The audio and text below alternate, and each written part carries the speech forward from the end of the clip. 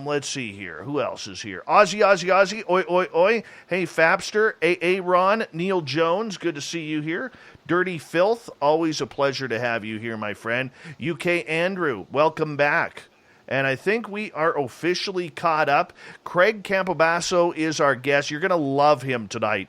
And it's all about the aliens. We're turning up the woo big time tonight with Craig as I'll fill you in on his new book. It is fantastic. Fantastic. This is one that you guys got to get. And Lori Watson, if you're listening, we love you. And thank you for tuning on. By the way, Craig, she did text me back. She did. Oh, awesome. Let me see what she said here. She goes, hey, you, have fun with Craig. Absolutely. Absolutely. All right, we're going to get going here in about 25 seconds. A great way to support this show, everyone, is by giving us a subscribe. Hit that subscribe button on YouTube. And don't forget to also... give us a thumbs up if you can. The super chat is open for you, and you can buy your shirts at spacedoutradio.com or go to facebook.com/the SOR Vault. Here we go, everyone, in 3 seconds.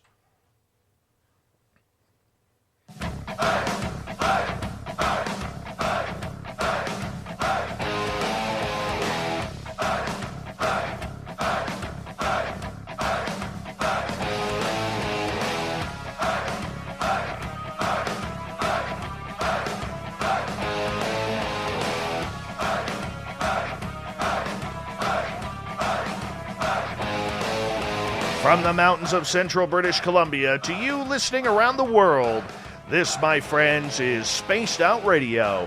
I am your host, Dave Scott, sitting in the captain's chair of SOR headquarters.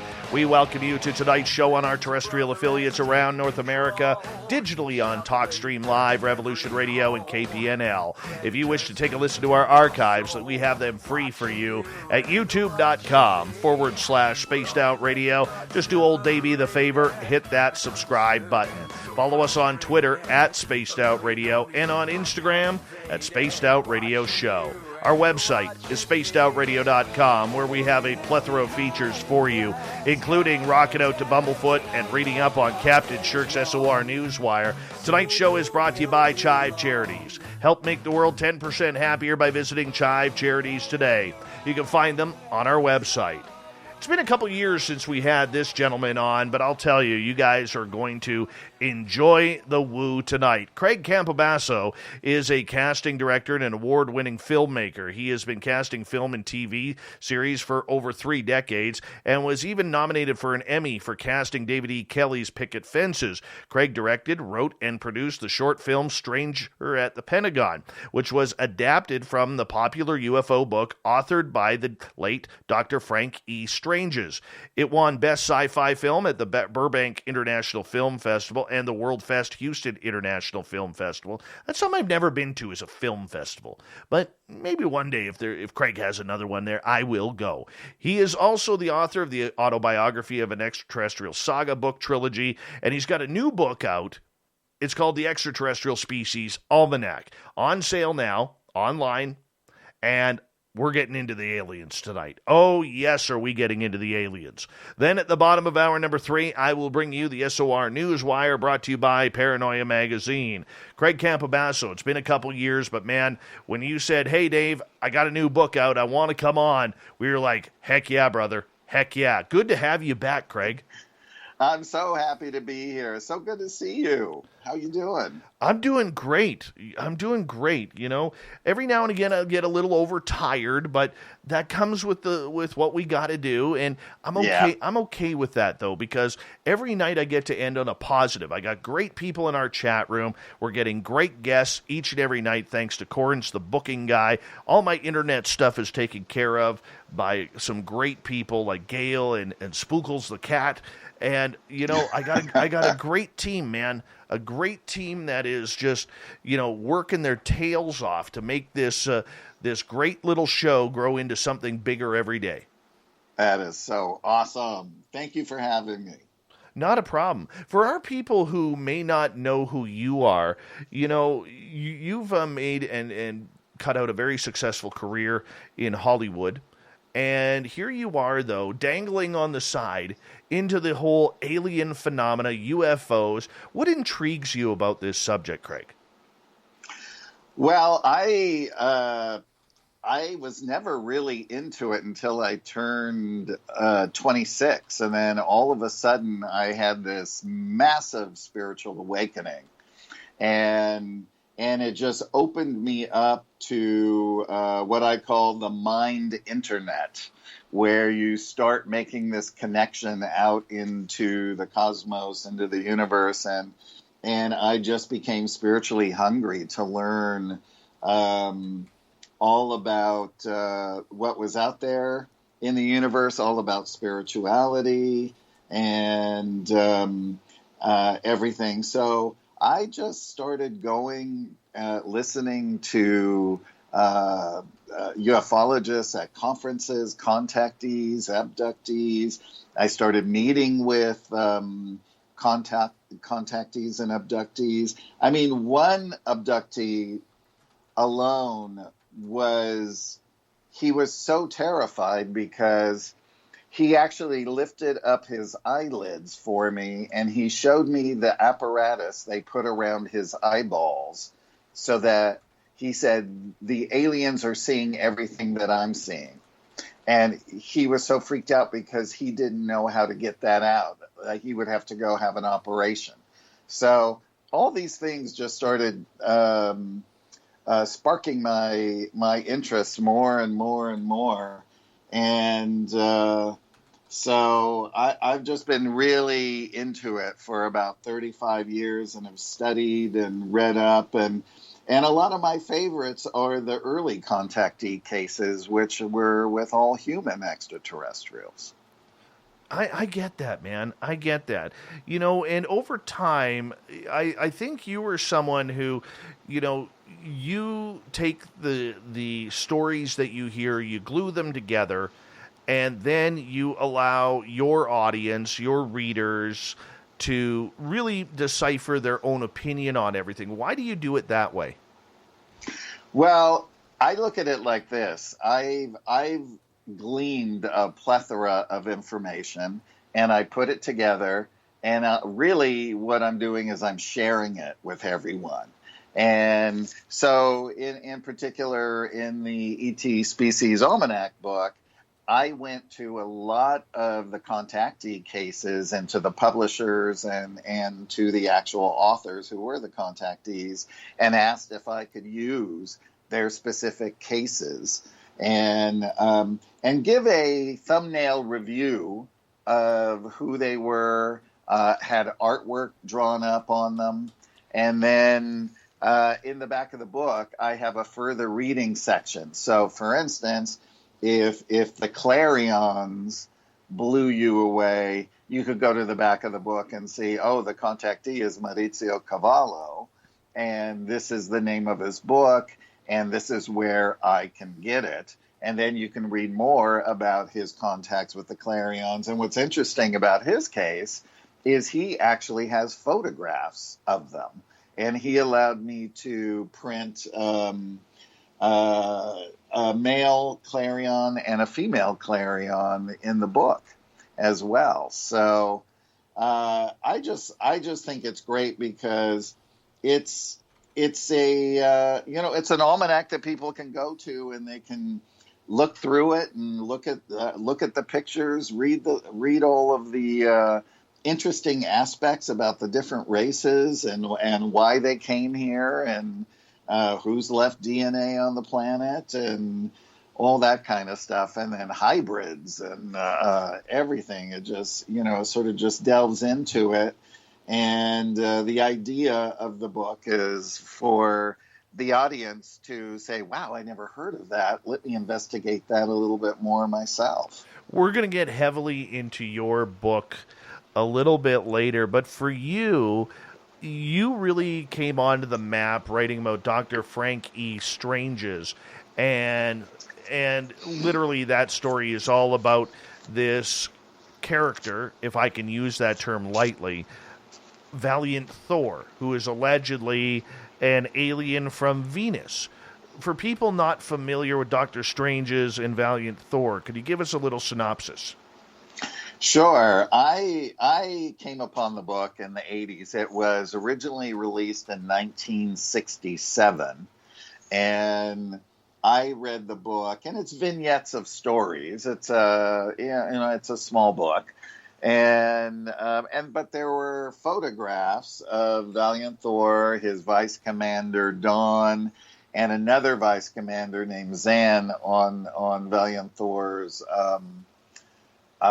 craft, which is called Victor 1, which is 300 feet in diameter and is double-deckered and holds up to 200 people. So the woman who was with him, her name was Jill, and she is Zan's wife. So those are the ones who were in the photographs that are originally taken at Howard Menger's farm in 1958.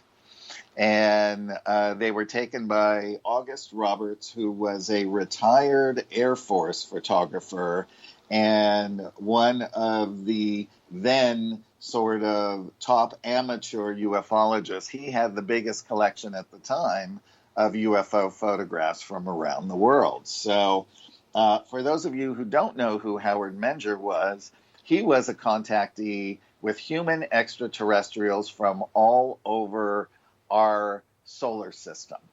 And these beings would come in and they would interact with Howard, and Howard would help them get Earth clothes and things like that for them to sort of integrate into our society and that kind of thing. Now, he knew who they were because there was a special handshake that was set up. So at this particular meeting, that Howard did confirm that he did have the secret handshake with Valiant Thor as well. So Dr. Frank was in Washington, D.C. in December of 1959. He was speaking at a local church. Every night he was speaking on a different subject, but one of his favorite subjects was UFOs and the Bible. And when he was there, he was approached by a high-level clearance secretary who told him that Valiant Thor wanted to meet with him. Now, you have to we go back a little bit because the photographs came in 58 from August Roberts. August Roberts was friends with Dr. Frank. He called Dr. Frank. Dr. Frank saw the photographs. He told him the story, and he also said the Valiant Thor didn't have any palm prints or fingerprints. So Dr. Frank then blew up this picture of Valiant Thor and had it on his easel, where he had the Adamski craft and told that story. And then he would just say, this is of an alleged man, and would tell the story that August Roberts told him. So this photograph is there, and the secretary points to the photograph and says, he wants to meet with you. And so she made arrangements to pick Dr. Frank up the next morning at 8 a.m. at his hotel. She brought him to the Pentagon and brought him to a door and just said, he's in there. And she started to walk away. And Dr. Frank kind of freaked out a little bit and said, oh, my God, how am I going to get out of here? And she smiled and said, the same way you came in. So he walked into the room, and there were three military personnel in there doing different duties at their desks, and none of them ever acknowledged him. And even though he said, excuse me, a few times, and when he came in and shut the door, Valiant Thor was sitting in the chairs right behind the door. And they ended up having a conversation for, I think it was like 30 to 40 minutes. And Valiant Thor told Dr. Frank things about himself that he didn't know, that he later confirmed with his parents. And also he had brought his spacesuit, which was leaning over a chair, and he allowed him to examine it. And he said that he had allowed our government to test it. They dropped acid on it, and it just rolled off. They tried cutting it with a mazer because they didn't have lasers back then. They tried cutting it with a diamond drill, and nothing would work. So over the years, I've had a lot of time to ponder, and I myself have come to this realization that Valiant Thor was coming to the end of his 3-year stay, living in a Pentagon apartment below the Pentagon. So he called Dr. Frank because he knew he was open to who he was, and therefore Dr. Frank sort of became this grassroots campaign that let the world know that Valiant Thor came here and who and what his mission was.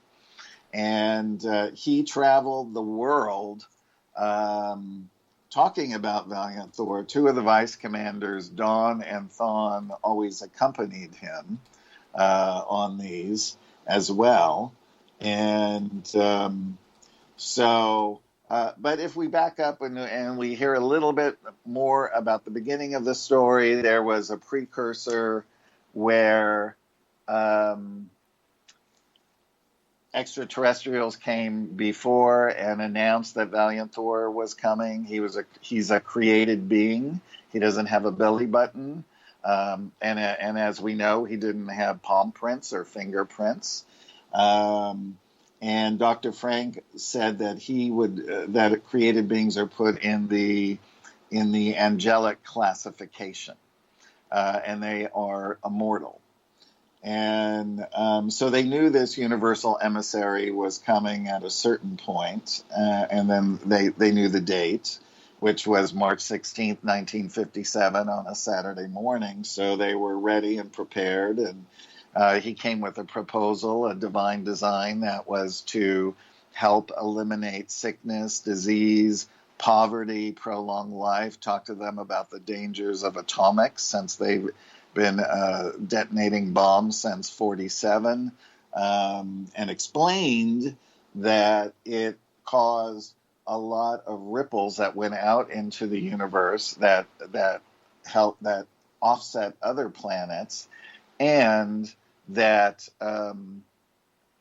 also go interdimensionally, and that they had to have over 100 ships around the Earth to stabilize its fragile atmosphere with the detonation of the first bomb. So this is when we started having a lot of extraterrestrial contacts, and a lot of sightings began back then, because everyone was coming to see what Earth was up to and blowing things up. So, and then also to talk to them about free energy and the way that the universe works and things of that nature. Now, the time allotted was 3 years, and so during those 3 years, they would discuss the proposal, and if accepted, and they implemented it, they would implement it throughout the United States, and then when proven successful, then integrate it throughout the world. So as we know, at the time, the military-industrial complex was getting its legs, and we know the dangers of that even from Eisenhower's farewell address, where he talked about the dangers of the military-industrial complex, because they now had their own agenda, and part of their agenda was to get Thor's organic technology. And they wanted that technology, so they sort of toyed with him. And Dr. Frank also said that when they came,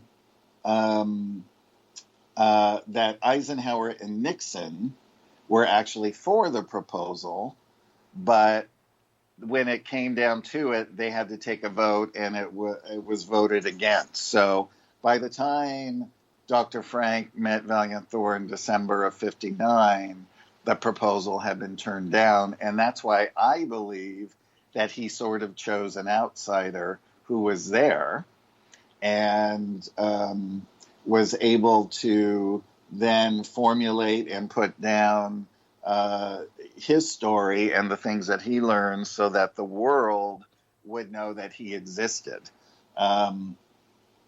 So that book came out in, like I said, in 1967. Valiant Thor left the planet on March 16th, 1960. He returned 1 year later, has been here ever since, and is here for the full transformation of the planet, going fully conscious and reintegrating into universal society, however long that takes. So it's a fascinating story. It has so many other things. I was very lucky because I got to sit with him for almost 8 years on a weekly basis and hear his stories that were never put in the book, which I put into the feature film, which I'm raising the financing now. So if there's any millionaires out there, Dave, call them forth to me. Oh, man. Man, we all need a Robert Bigelow in our back pocket, don't we? Yes, we do. I got to ask you, as we got about 3 minutes to go here before we go to break, why do you buy the Valiant Thor story? Well, I at first, when I saw the photographs, I really believed that they were genuine. It was just in my gut feeling. But there was still a part of me that I was like, well, I don't really know if it's true, but it's a fascinating story. But the people that introduced me to Dr. Frank, older couple, they had met Valiant Thor with Dr. Frank. I met since them 2 other ladies who met him in the 60s when they were around 15 years of age as well. And one of the vice commanders, her name is Teal, and I'll make this short so we can get it in, is at a certain point I got a bowel obstruction and I was put in the hospital and they were going to operate the next day. Only one person knew, one of my closest friends who took me to the hospital. She left me about 11 o'clock at night. And that evening I felt Teal standing over me. I went into a twilight state and I started feeling little bubbles running through my stomach.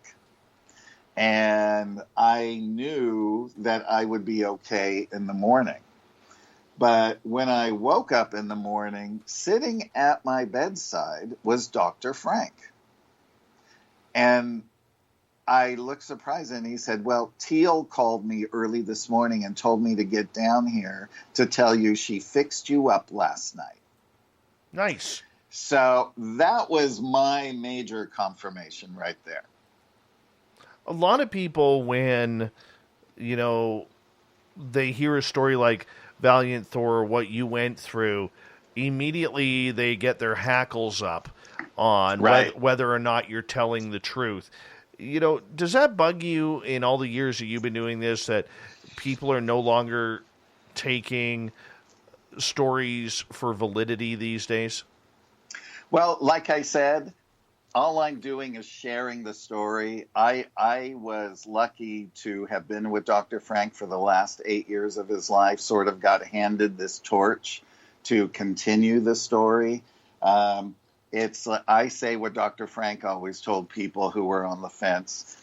If you're having problems with it, just set it aside, review it in future, and see how you feel at that time. And it's not here for everyone to say this is the absolute truth and this is that. So right. Right, Craig, I'm going to get you to hold on because we are going to go to break here at the bottom of the hour. Author Craig Campobasso, we're going to get into alien species starting next. We're going to get into a lot of that tonight, so stay tuned. We're turning the woo up and an interesting story about Craig's personal life as well next on Spaced Out Radio.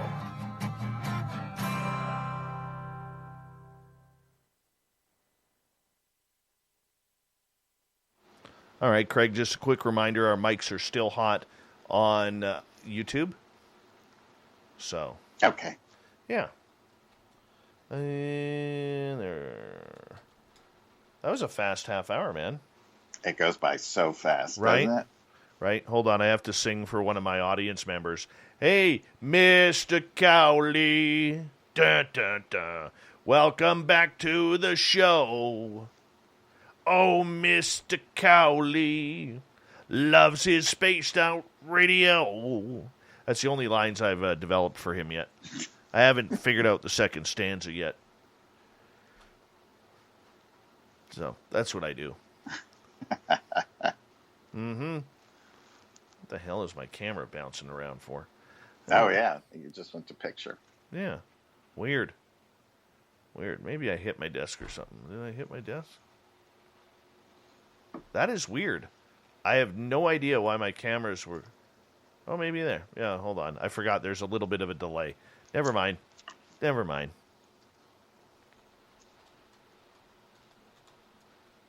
Mm-hmm.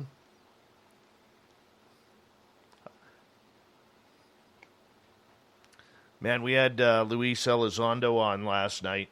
That was interesting. Oh, I bet. Yeah. He's a good dude. Hey, Gorgeous Larry, how you doing, man? Dr. Marty, good to see you. Yeah, we, I think we got him to admit that he's actually had or been face-to-face with E.T. Grays. Oh, I'm sure. Lots of people in the government have. Oh, been. yeah.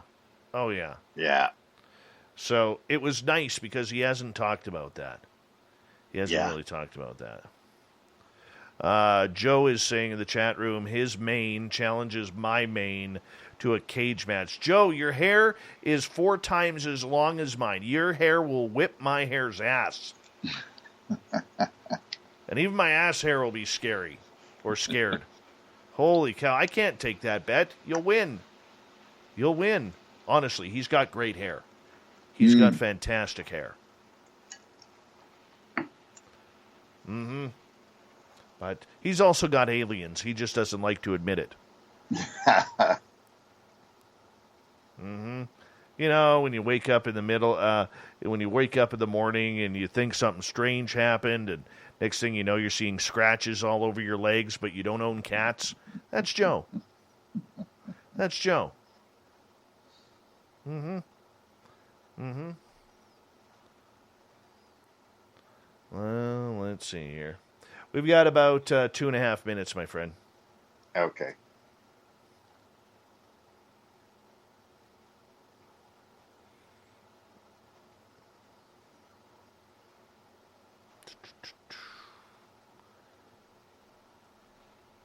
I wonder if Lori's listening. She's not texting me.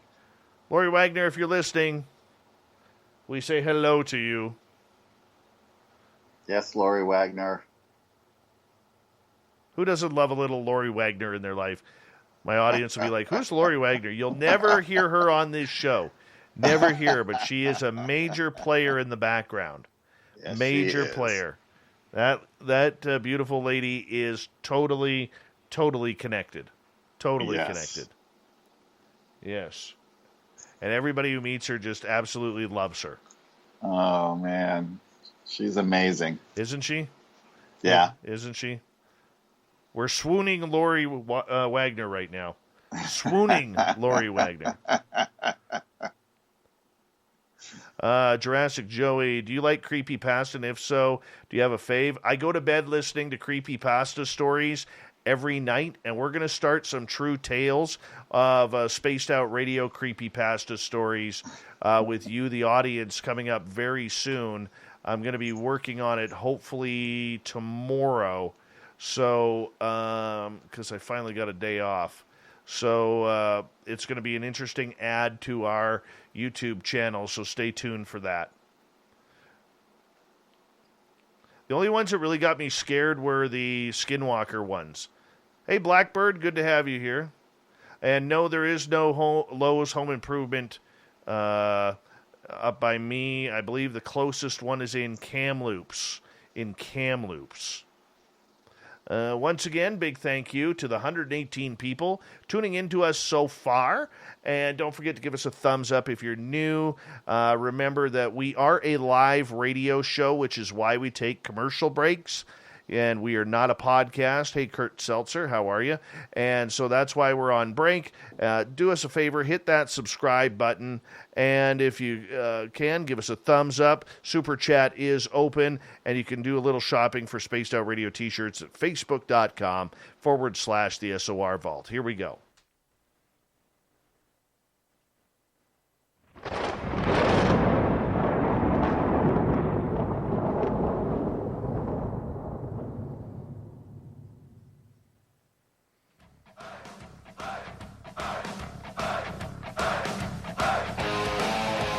Second half hour of Spaced Out Radio is now underway. Thank you so much for tuning us in. My name is Dave Scott. The Nightly Woo is brought to you by me.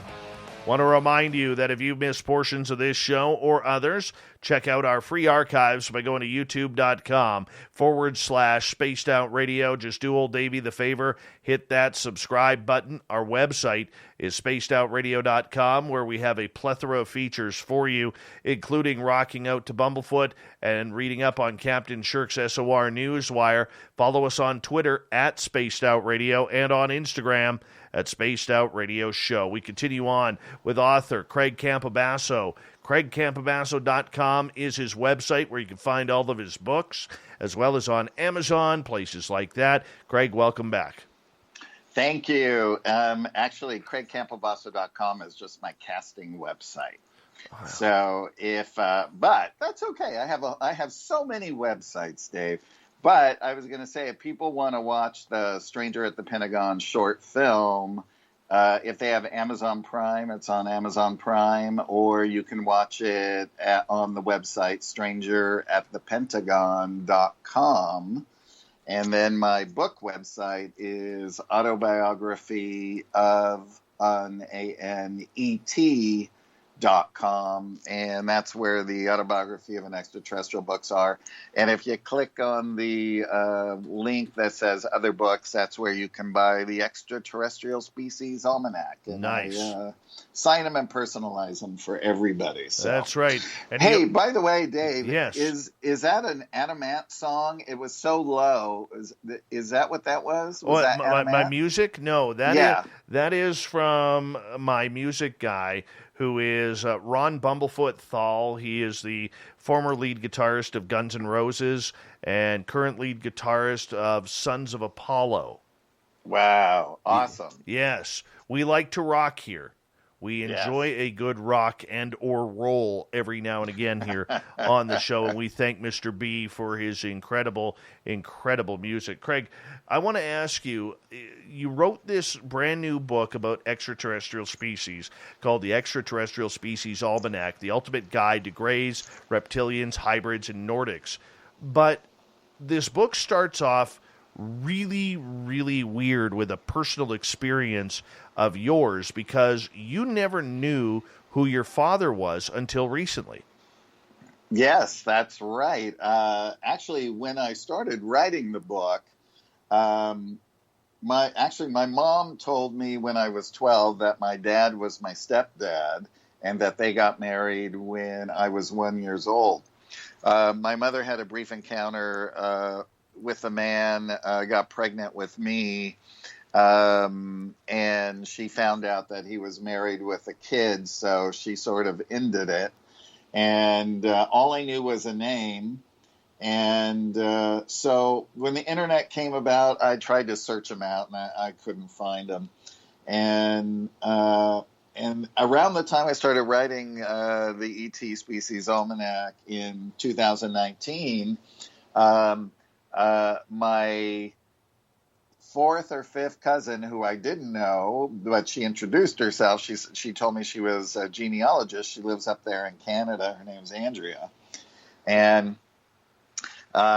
she wanted some information on my mom's father's side, which I gave her. And then I asked her if she could find him for me. And she goes, oh, yeah, I can find anybody. About 6 months later, she emailed me and said, I found him, although he did pass in 2006, and this is where he's buried. And I said, well, I'm going to go down to the cemetery tomorrow. I did, went to the front desk, asked if they had a name of a person when after he passed, and they said, actually, we do. And they gave me the name. It was a different last name than my biological father's. And so I came home, I looked him up online, and it was a 74-year-old man living around the corner from me, literally.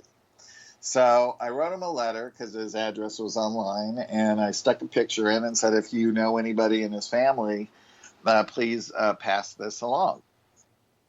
And I got a call a couple days later from his son who said, my dad got your letter. And I said, oh, was your dad friends with him? And he said, no, actually, it's his half-brother. And I went, oh, wow, so you're my cousin. And he goes, yeah. And he said, it's really strange, but you look just like Fred. And the resemblance is uncanny. And so anyway, so I went to dinner with my new uncle and my new cousin, and it was a incredible dinner where they filled me in as much of his life as they could for 3 hours. An hour into the conversation, my uncle says, well, my Fred wanted to go into the Air Guard before he was 18, so my mom had to sign a piece of paper. So he went into the Air Guard. When he turned 18, he went directly into the Air Force. And then he said as an afterthought, oh, yeah, and by the way, he worked in Project Blue Book. Now, there's a bomb dropping right away. there. That's a bomb drop. Total big bomb. Big bomb. And I was like, do you even know what that is? And he goes, well, kind of, but not really. And I said, did you ever watch the TV show? And he said, no. But he did watch Luis Elizondo's show. He loved that show. He talked to me about that show a lot. So long story short, my cousin said, yeah, me and my brother tried to get out of him throughout all these, all the years that he was alive to learn more about it, but he would never talk. And I said, well, he was really evidently good at keeping secrets because he kept me as a secret. You guys didn't even know about me, right? So long story short, I decided to dedicate the book to him because here I am writing a book for MUFON, and it's I'm just trying to find, here it is. So because MUFON is a U.S.-based nonprofit comprised of civilian volunteers who study reported UFO sightings, and Project Blue Book is the Air Force study on UFOs that started in 1952 and was decommissioned in January of 1970, and they investigated 11,000 sightings. And its main study was to determine if UFOs were a threat to national security and to scientifically analyze UFO-related data. So here's this thing. I've been in the film business since I was 15, right? And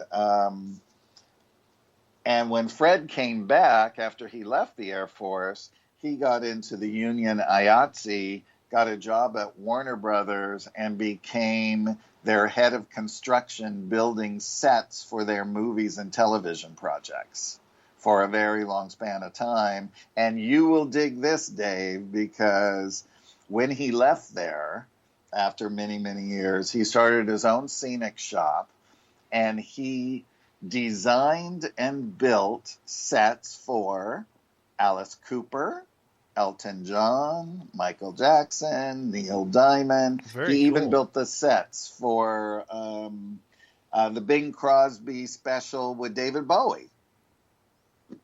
So there's just little fun tidbits about that I learned. So I have to say it was very fulfilling to they gave me as many pictures as they had of him throughout his life, and gave me his baby book. And Now, were you his only child?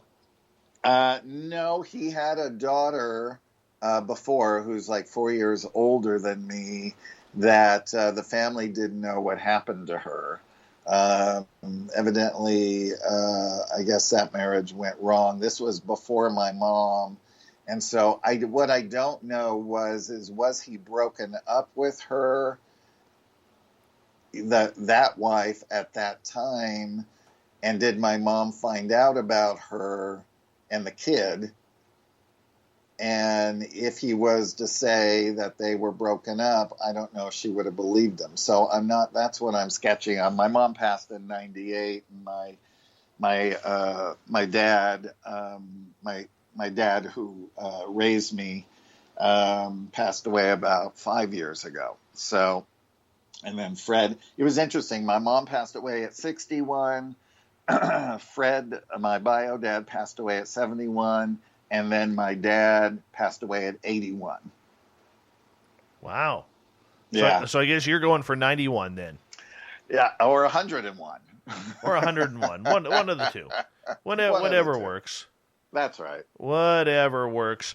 All right, let's kind of get into your book here that you've just finished, because for a lot of people out there in the UFO community, when it comes to ET species, this is where we get a little bit, or some people get a little bit hasty. Show me the proof, Craig. Show me the proof. The Extraterrestrial Species Almanac, the ultimate guide to Greys, reptilians, hybrids, and Nordics. Why did you decide to do a book like this? Well, I actually didn't come up with the concept. My literary book agent did, and he called me up and he said, "I've got a great idea for a book. And I already have the title for it. It's called the Extraterrestrial Species Almanac." And I went, "Oh, wow, that's cool." I said, "I could actually write that book." And he said, "Drop a proposal and I know that I can sell it."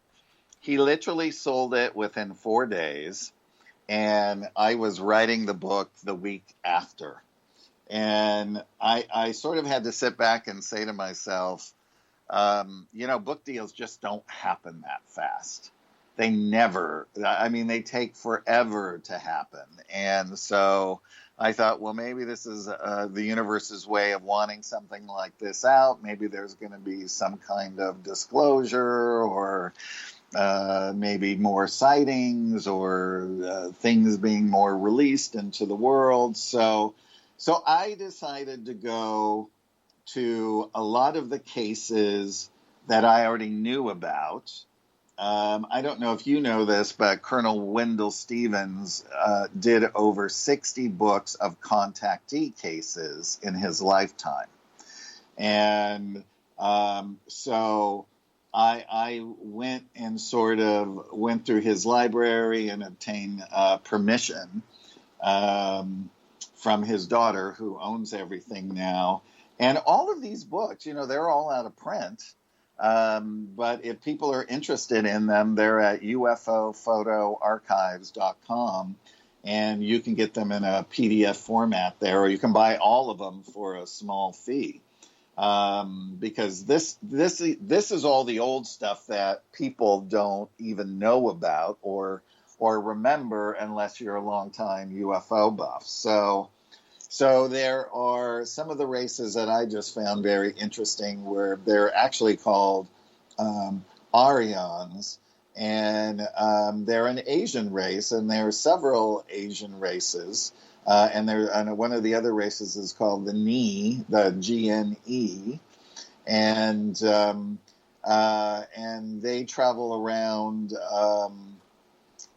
in their motherships and things like that, and go around. A lot of the races do exploration, just like you would imagine. Races are interested about other worlds, other beings, other things, how things work. Another race that I found very interesting, these are from Wendell Stevens' collection, by the way, were the Itapurians, and they were from a planet called Itaby Ra, and they actually didn't eat solid foods. They drank a lot of different fruits and vegetable juices, so they were always on the lookout for new tastes and things because it had to satisfy their palates. So they came and they set up bases in the 50s and 60s in the Amazon, and interacted with the local natives there. And they started hybridizing the Cherimoya fruits and different fruits and things with their fruits and that type of thing, so that they can bring those back to their planet. But what was interesting is at a certain point, their planet, their whole ecosystem was dying out. And they knew that they had to change their ways, and they knew that they had to find a new home to live. So they went and they found 3 planets. And so they slowly started transferring over the people, animals, all their life forms over into the planet. And then what they did is they moved all the machinery that does a lot of their work onto a separate planet, because they said that they found that machinery caused cancer. Oh. And then they used the 3rd planet as a heart planet, which they set up there, that only kept reverberating love into into their new planets, right? So I thought that was very interesting. There's the Clermer race, and that was UFO contact from planet Clermer. And the other one was planet Koldas, and that was an interesting read, because their commanders literally had to come down here on Earth, and they're very human looking, and can interact with us, and we wouldn't know it. And I believe this one was somewhere maybe in Europe. And so he had to live down here for a certain period of time and learn the culture and learn how to interact with Earth people, because he was going to be assigned to this sector. And so that was a very fascinating story. Then there's the Umites, which is UFO contact from planet Umo. And the Umo came, I believe, maybe 50s, 60s in there, maybe 70s as well. I think they've come back and forth. But they came and they started, they were very concerned for the ecosystem of the planet and for lots of other destructive things that were happening. So they took it upon themselves, and they would write letters to the top scientists around the world. Now, there is actually a photograph online. So if you type in Umo or Umites, it's of a 8-foot man who's wearing shorts and a Hawaiian shirt. And it is said that he was one of the Umo that actually came.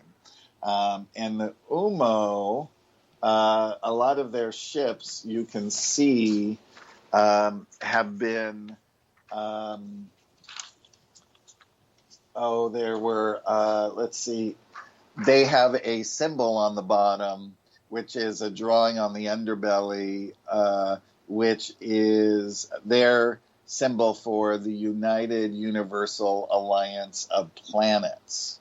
So it's a line on the bottom that represents their physical worlds. The second horizontal line stands for the invisible or the etheric worlds, and the third line on top stands for the worlds of the soul. So these craft were caught, and you can find those online as well. The photographs of these saucers that were white that had the symbol on the bottom. And then another one of my couple of my favorite ones were the Regalians from Rigel, the constellation of Rigel. Now these were sort of lizard-looking human beings, and I had an artist do a wonderful rendition of this being, and they actually, I don't want to say the word abduct, but they brought a 14-year-old Cherokee girl from the reservation onto their craft, and they hooked her up to a telepathic device where they could talk with her, because she said when they spoke, it was sort of in chirps and whistles and that kind of thing. But once she was hooked up to the machine and he was hooked up to the machine, they could have a full-blown conversation.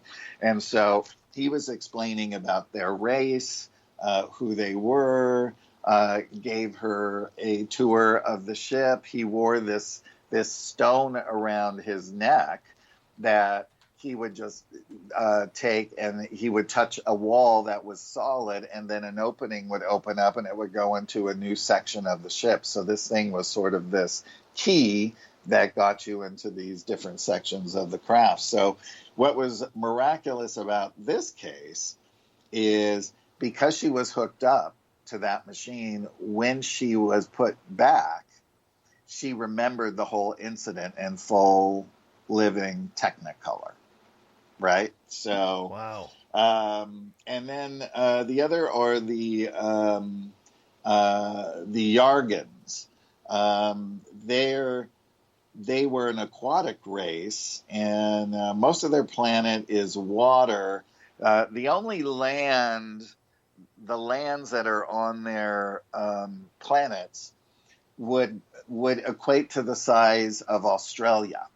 So they build these conical high-rise buildings with sort of parks in between, and then they all live in these buildings there.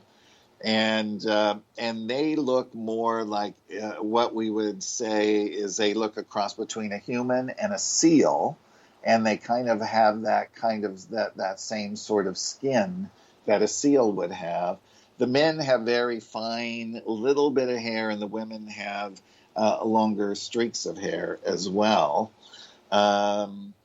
And then another one of my favorite cases, besides Maurizio Cavallo that we talked about earlier in the Clarions, where people can see the actual photographs of Clarions that Maurizio said that he took, is there's another man down in South America named Ricardo Gonzalez, and he is in contact with Alpha Centaurians. And these are very tall, Nordic-looking beings. And so when they interact with him, at one point, I believe his name is Antaral. And yes. Antaral wanted to invite some people to meet him. So he had a large gathering in Mount Shasta, and then there was a select group that were taken into the forest, and then they opened up the Zendra. You're hitting a soft spot right there, because I know that story from Paula Harris at Grant Cameron. She was there. And I gotta tell you, as we only got about 30 seconds before we go to break here, I want to go into one of those Zendras, man. I know, me too. Before I retire from this woo, I want to go into one of those Zendras. Could you imagine walking through that fog, Craig, and having an alien come up behind you and put its hand on your shoulder or reach for your hand? Could you imagine? My gosh.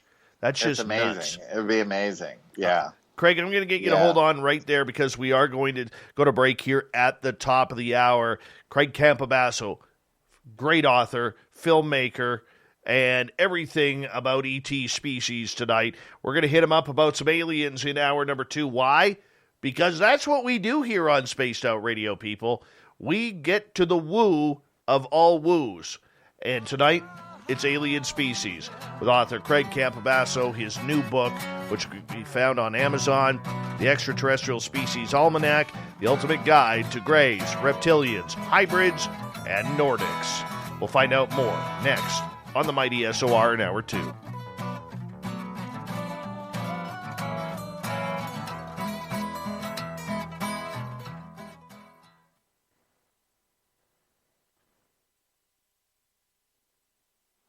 All right, Craig, I'm just going to run my dogs out. I'll be right back, okay?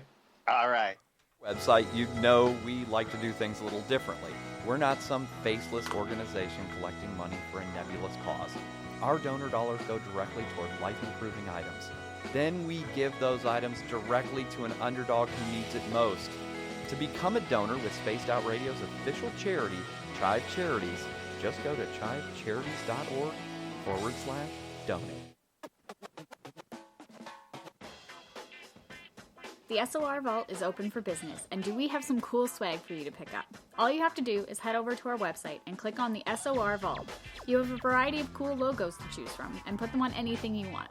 T-shirts, hoodies, hats, coffee mugs, you name it, we can get it to you. So do your shopping by supporting the store you love. Get your Spaced Out Radio swag at the SOR Vault today.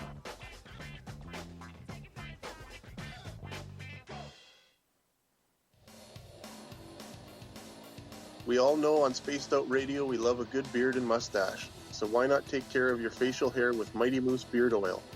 Made in Canada, we're taking care of beards and stashes around the world.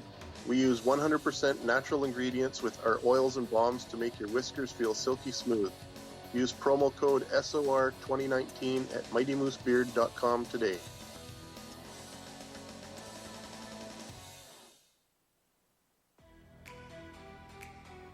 Are you an experiencer of something strange that can't be explained? Do you want help finding out what's going on? I'm Ryan Stacy, head of the Experiencer Support Association, otherwise known as TESSA. We've teamed up with Spaced Out Radio to investigate cases filled out in the SOR Sightlines report. We are independent and there's no cost to what we do. All we need is your experience. Let's find out what's happening together on the SOR Sightlines report.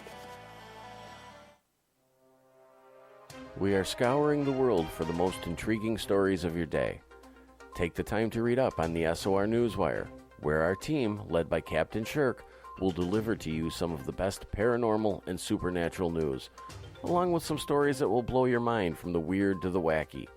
It's the news outside the news that piques interest, and that's what we're looking to deliver to you. The SOR Newswire, only at spacedoutradio.com.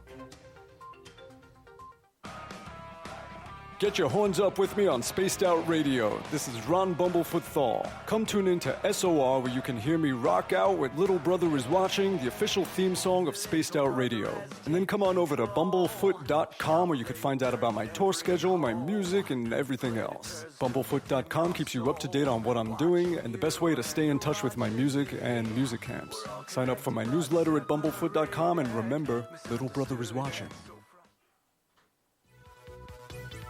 Hello, Space Travelers. It's me again, Carl.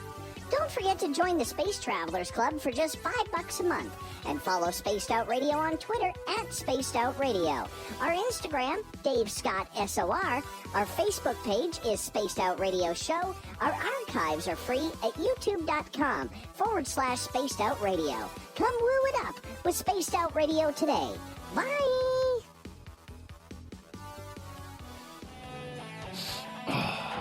I'm feeling a little spicy tonight. What to do? All right, Craig, I'm back. It's always nice. You go outside, and all of a sudden there's a blizzard happening. My gosh. Get refreshed. Oh, yeah. Like I want another 6-7 inches of snow. Just got it all melted. Well, not all the way, but at least some of it where I could shovel my patio off. Yeah. Excuse me. Let's see here. Just catching up. Hey, Max Ritchie, welcome back. Let's see what else. Anybody else we got here? Yeah, that Zendra thing, man. I totally want to go into that. Totally. I know. Oh. It is so cool. So cool. But apparently, from what I've heard, and I don't know how true this is, but this is a real strong belief in the Mexican culture about the Zendras. It's almost like a real spiritual Zen type of meditation that brings it on. Mm-hmm. You know, and so because so like you could have like 50 people sitting around meditating, and the Zendra will telepathically call you in to the Zendra. So even though you're one of the 50 there, they may only take 2 or 3 people. Yes. Oh, that's right. I believe that too. Ooh, it just gives me goosebumps. Yeah. We got about a minute here. Give me 2 seconds. Opa de Greco. Hello, rooted in lovely sacredness. How are you? Super Quest, good to see you, and I hope you have your cape on tonight, my friend. And did I miss anybody? I don't think so. And we've got about less than 1 minute here to go. Want to say thank you to everybody who's tuning on in, hitting that like button and hitting subscribe if you're new. The Super Chat is open as well. And if you want a great shirt, just go to facebook.com/the SOR Vault, and we will be able to hook you up with a great Spaced Out Radio t-shirt there. And we're about 15 seconds away here from getting things going, and so just sit back, relax, because the woo is coming. Yes, it is. Yes, with our great friend here, Craig Campobasso. Here we go.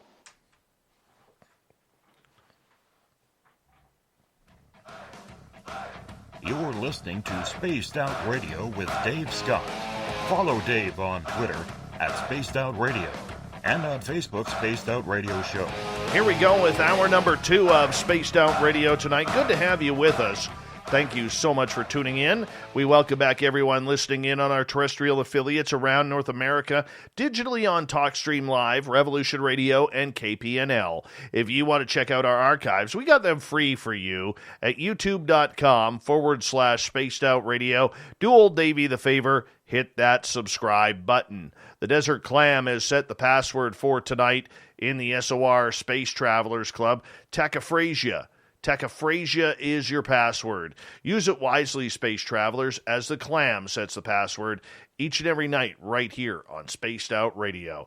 Our website is spacedoutradio.com, where we have a plethora of features for you, including rocking out to Bumblefoot and reading up on Captain Shirk's SOR Newswire. Follow us on Twitter @SpacedOutRadio and on Instagram at Spaced Out Radio Show. We continue on talking aliens all night long. Author and researcher, filmmaker Craig Campobasso is our guest. You can find his latest book online at the Amazon, Barnes & Noble, places like that.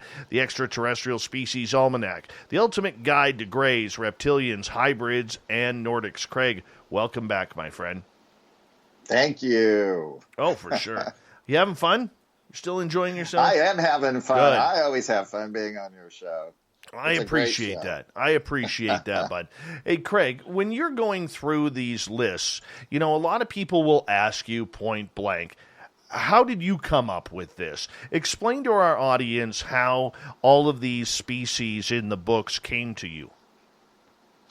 Well, I went through a long list of everything that I had learned in the UFO community for over 35 years, especially going to a lot of the original contactee cases about specific races, things like that.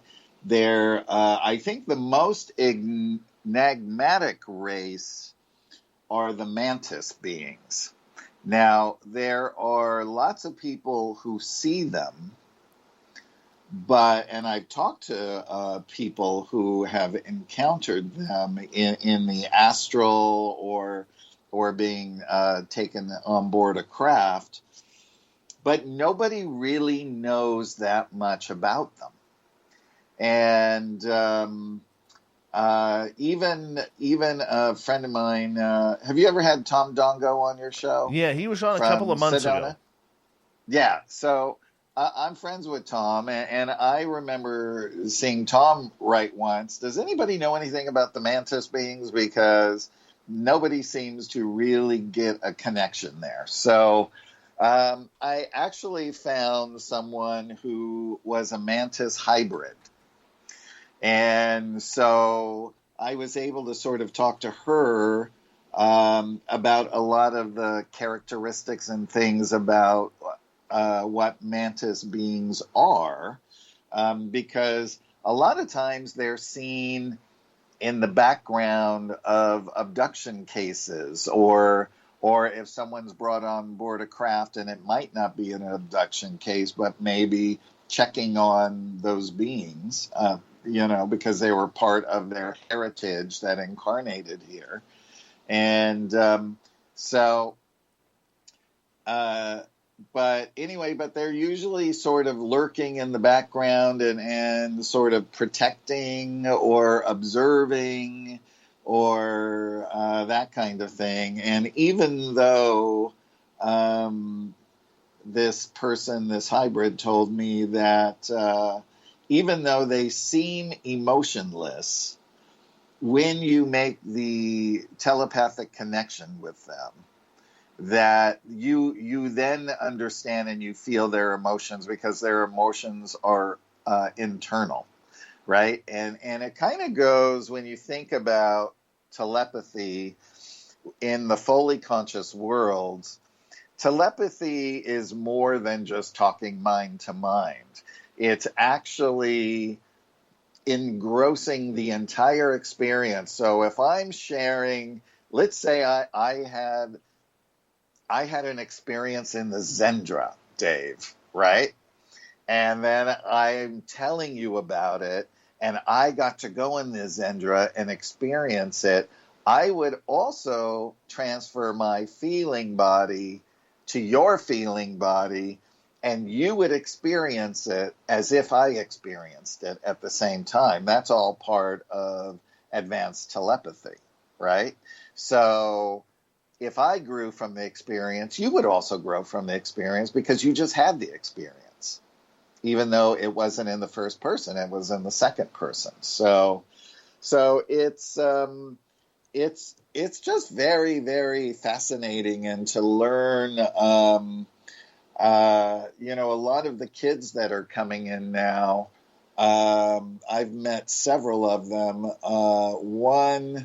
One boy, when I first met him, was, I think, 15. The kid was already speaking 5-star languages and drawing star maps and building things and he would explain to me what they were, and they were all things to help planet Earth and the people that were on it. There's other kids that are building crystal grids, and they can tell you everything about what it is. I got my first fan letter last week from a kid who I think is about 7 years old, who said, Craig Campobasso, I think your Extraterrestrial Species Almanac is great. And then went on to say to me that he said, you're a film producer, you can make a documentary. I know you can. So anyway, I am making a documentary with Lori Wagner, as we were talking about earlier, and which is going to be quite spectacular, because we figured out a way that we can make the artwork become animated and come alive as well as interspersing other CGI images, so people can get a better idea of movement and sounds and things like that. So And there are several people that speak different languages, so we'll also have that in there, which is fascinating unto itself. So there's just a plethora of stuff. I just say, look, we're sharing it, and if it works for you, that's great, and if it doesn't, then just set it aside. I believe in the one saying is, for those who believe, no explanation is necessary. For those who not, no explanation will suffice. Okay, so for the species that came out to you, and you were searching all over ufology for all of these different species, a lot of them are very human-looking that I've noticed so far. Are there that many humanoids out there, or the way I look at it is, is that the way we are or these people are picturing these beings because they could be camouflage, it could be a facade, it could be some sort of matrix that makes our minds believe that these are actual humanoids, so that way we're not scared about what they really look like? How did you break that down with so many humanoids? Well, basically the universe, from what I understand, is populated with lots and lots of humans. Now, you have to think about a fully conscious race is not going to try and hoodwink anybody, no matter if you're a dualistic race or what have you. I think we sort of get into areas where reptilians, for instance, a woman will be having a dream that she's having sex with a very beautiful, handsome man, and at the point of climax, the veil is removed and she sees that it's a reptilian. And then she becomes pregnant, even though she has not had sex. Lori Wagner did an amazing documentary called The Seeding, which is all about this specific thing, which is on Amazon right now as well, and I think it's on iTunes. It's called Extraordinary, The Seeding. And some women believe that they came here to do that, and some are terrified of it, and then that fetus is taken somewhere between 2 and 3 months. And from what I understand from a lot of hypnotherapists and things who have extensively dived into this realm, is that they need it to be inside the mother for the soul to attach. Oh, okay. Right? And then that mother is brought on board a craft when that child is an infant, and they find that mother has to hold that baby for a bonding, because they find that the babies pass on because they're not getting that nurturing from the original mother. So there's many, many experiences of women who have had that kind of experience. I mean, I first learned of it in the early 90s when a manager who manages actors called me and says, "Look, Craig, I know you're into this. I have a client." And she became pregnant without having sex, and over 2 months later, she woke up and she had all this discharge all over her sheets and her nightgown, and the baby was missing. So anyway, I met with her and talked with her about it, and so there. It depends. A lot of people have different things, and if they might be afraid in the beginning, I think here's the thing that you have to look at is all of us down here have bred with all of the races down here, so we are hybrids of all cultures here. I am like the biggest Heinz 57 of Europe that I can imagine, because I have done my DNA, and I am almost everything in Europe, including Sweden and Norway, and I think like 1% Portuguese as well. So up there, races do the same thing. So there are all these different hybridizations, even in the human races. So what we find is there is such an array of skin colors up there, every color in the rainbow and more. And when different colored people start mating, they start producing different colors. It was interesting. Tom Dongo and I did a show last week, and I never shared this one thing that Dr. Frank told me. He told me that once when he was on the Starship, he said, you wouldn't believe all the different colors of beings that were up there. He said, there was even people who had zebra skin.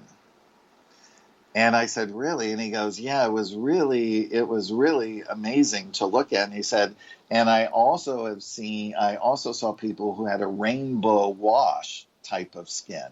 And Tom actually said during this thing, Linda Moulton Howe was telling me, and I'm not sure if she saw them or if somebody that she met saw them, about a race of beings that had zebra skin. And so there was that little tidbit of confirmation there as well. So it just goes on and on and on. But when it comes down to hybrids and abductions and negative abductions and positive ones, is that if they are not asking the soul for permission, then that is a negative thing, because they're basically raping that person of their genetic materials, right? So, but if they have asked, then they can do that. And here's the thing, they can go directly to the soul, and here we may not even consciously know that, and never know that those materials were taken because of them just putting that veil on it. So, but there's so many people that have experienced that. I mean, some people I've met say they have over 40 hybrid children. An interesting thing is, I'm sure a lot of people have heard of the channel Bashar, yes. Right? And Daryl's a good friend of mine, him and his wife, Erica, and I cast the movie for them, Bashar First Contact, and we just did another movie called Alienated last year, which isn't out yet. So of course I put the Sasani beings in here with Daryl's permission. So their hybridization program is their small grays so they have a 7-tier hybridization program. So hybrid 1, the small grays are known as the Mazay, and then hybrid 2, the taller grays are known as the Mazani, and then the Sasani beings, which is what Bashar is, and Bashar is 300 years in the future in a parallel place, and those are called the Sasani. And then the 4th hybrids are the Shayael beings that are slightly more human-looking. And then the hybrid 5 are the Yayael beings, which are very human-like. And then Earth humans becoming the 6th hybrid race, which are the hybrid children who will eventually live back on Earth with humans. And then the 7th race is called the Anuhet, which is a blending of all 6 hybrid races in about 1,000 years. I mean, I will tell you, out of all of the huge movies I've worked on, right? I've worked on Dune, I've worked on Conan, I worked on Total Recall, I worked on Sky Captain and the World of Tomorrow, lots of movies and things like that. When people see me, they come up and say, "Oh my God, you cast Bashar?" Because people are so into Bashar. And I just think that's great. But one of the other really cool hybrid races are called the Soul Czars. And they're very, very advanced. And what they've done is they've taken the best DNA chains from 32 of the top species in the universe, and they've merged it, and that's what they are. So they are complete brainiacs. They are really, really smart, and they're really unique looking as well. And then at a certain point in the future, they will upgrade to 44 DNA chains as well. So, okay. And a lot of these beings are multidimensional. I want to ask you about these humanoids that you were describing. Do they have a lot of similarities, or they have a lot of similarities to look like humans here on the planet, to almost blend in? But do they have any differences that we could tell them apart? Maybe no belly buttons, maybe elf-like ears, maybe a tail hidden in pants. I don't know. Well, it's very interesting because some beings, their fingers or their hands might be just a little different or misshapen, or their eyes will be spread farther apart. And it's interesting because every once in a while, you do come upon somebody who has Spock ears, right? Literally. Their ears are pointed. I even met a guy once whose ears were pointed like that, and then he had an inch of hair that grew on the top that went up into this really amazing sort of flip. And I thought, wow, that's really interesting. So, I mean, is this all part of the extraterrestrial DNA that is, been on the planet for a very long time? Because the Clermers say that they were here at one point. Of course, the Pleiadians were here. So lots of DNA is mixed in with ours. I mean, we're all a part of those old DNA chains as well. And I think at a certain point in the future, when they're able to sort of siphon that out, they'll be able to say, oh, you're a part of your DNA came from this star system or this star system, just like they can say, you're 5% from Spain or here, and here. So it just becomes more and more fascinating as we go along. Greg Campobasso is our guest tonight on Spaced Out Radio. We have about just over 2 minutes before we have to go to break at the bottom of the hour. You know, one of the things when it comes to these humanoids is how easy they are to blend in.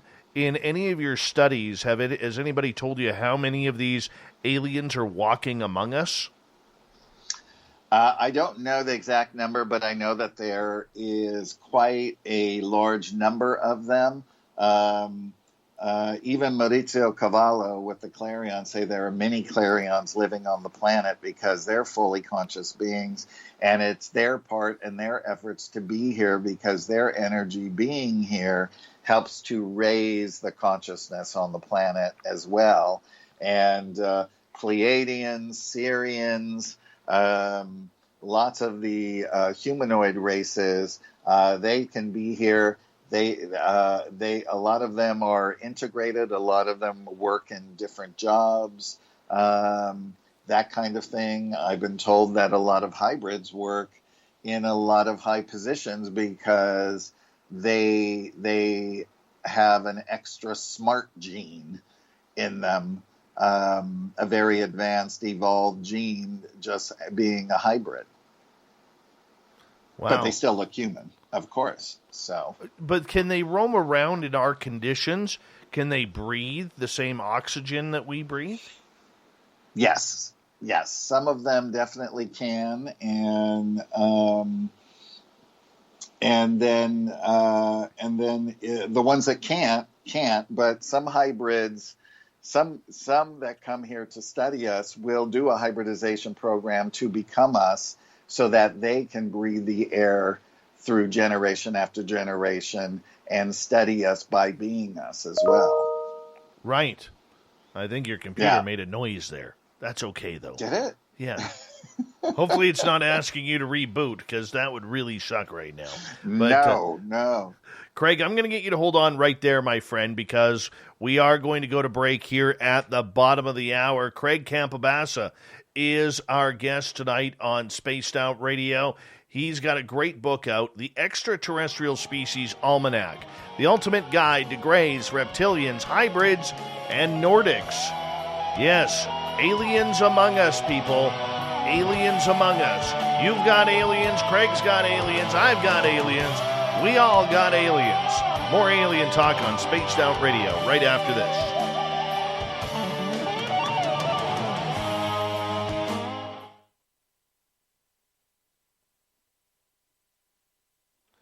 All right, brother, we're clear. All right. So the computer made a noise, huh? It was my cell phone then. Oh, must have been. It sounded like a computer. Oh, well. I'm good with it. Could have been a little interaction from somewhere else. Mm-hmm. Could have been. Mm-hmm. When's the last time you've had aliens? Oh, long time ago. No. I had an experience a couple weeks ago. Oh, you did? Yep. And it's funny because one of my good friends, Bob McGuire, who's former CIA, former head of science and math at Virginia Tech University, he was there with me, and he recorded some weird shit on his Fitbit. That's for sure. Wow. Yeah, and it was pretty intense.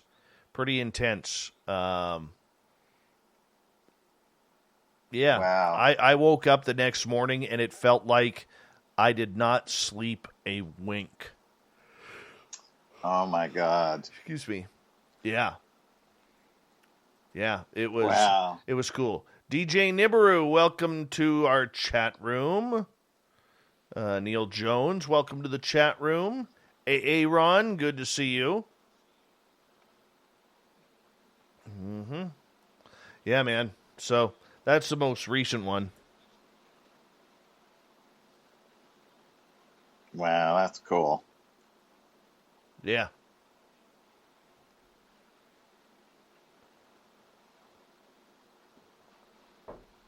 All right. Oh, Lori, let's see. She said, no, I didn't hear, but I'll listen to the She's going to listen to it in the archives, she said. All right. So I'm going to message. Cool. I'm going to message her right now. Why aren't you listening?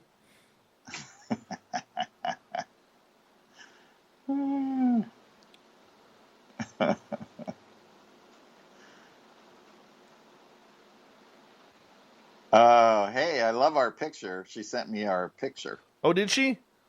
Yeah, that's awesome. I'm glad I got it. I was going to send it to you. She stole my thunder there.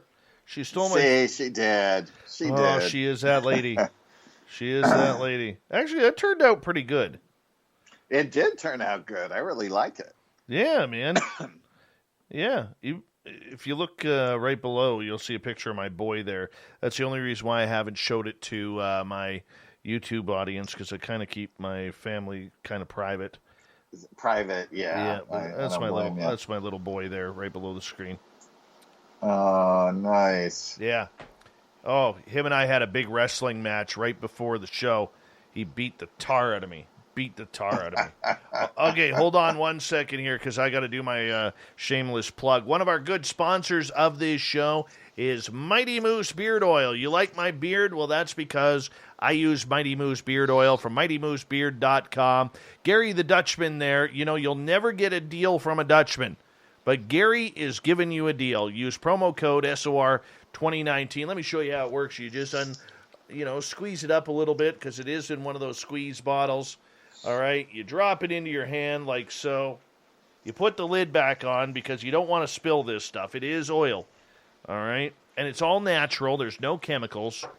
You just rub it into your hands, and then you rub it into your beard. That's it. That's as hard as the process is right there. MightyMooseBeard.com.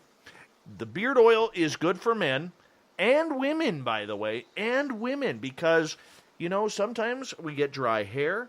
This stuff literally will help oil back your hair in a good process, helps with split ends. I don't get split ends. I got nice hair. You can have nice hair too by using Mighty Moose Beard Oil. Go to MightyMooseBeard.com. Use promo code SOR2019 and tell Gary the Dutchman to give you a deal. And remember, all money is in Canadian money. So if you're in the U.S., you're saving a ton of money by buying his products. So make sure you help out the guy who's helped sponsoring us here on the show. And, there's my promo. Big thank you to everyone who has given us a thumbs up, thumbs down, thumbs sideways. Hit that subscribe button on our YouTube channel. Hey, Corrance. Yeah, Corey Bigfoot. There he is. Mr. Hallmark himself. Craig, do you like the Hallmark channel? Because Corey here loves the Hallmark channel. Yeah, they have a whole mess of Christmas movies. I actually did a Christmas movie that should have been a Hallmark movie. Oh, my goodness. Hold on, buddy. Right before COVID. Hold on, buddy.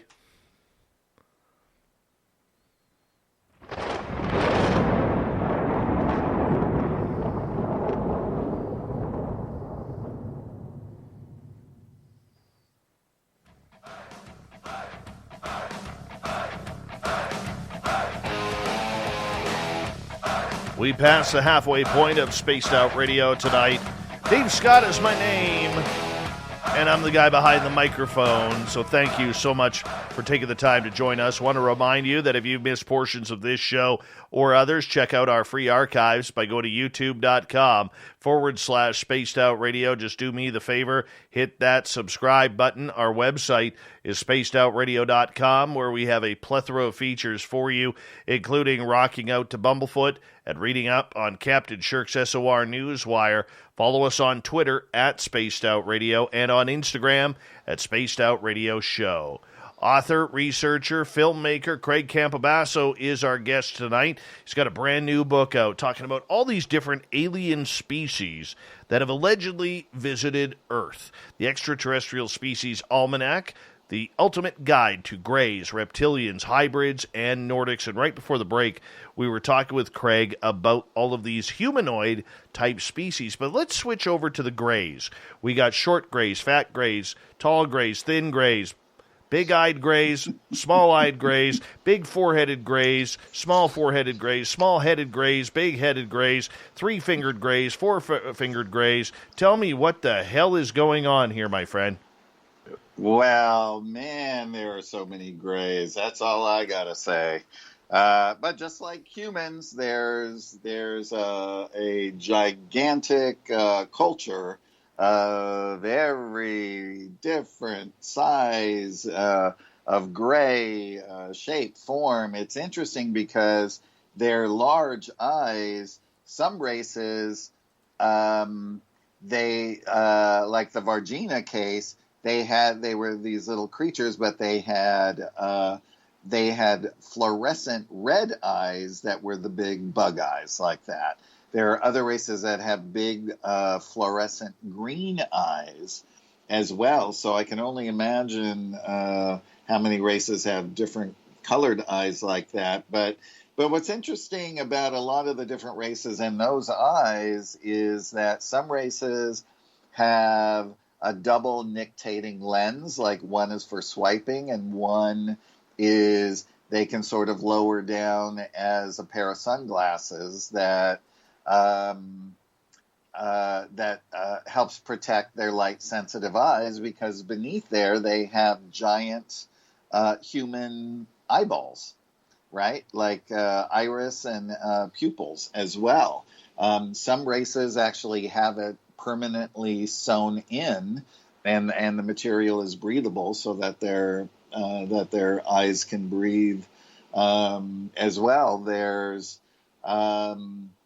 There's some that have gecko eyes, similar. The gecko kind of reptilian eyes were in the Betty and Barney Hill case, was the Examiner, and then the other beings in that were the smaller grays, the Examiner. They were, I think, about 5 feet.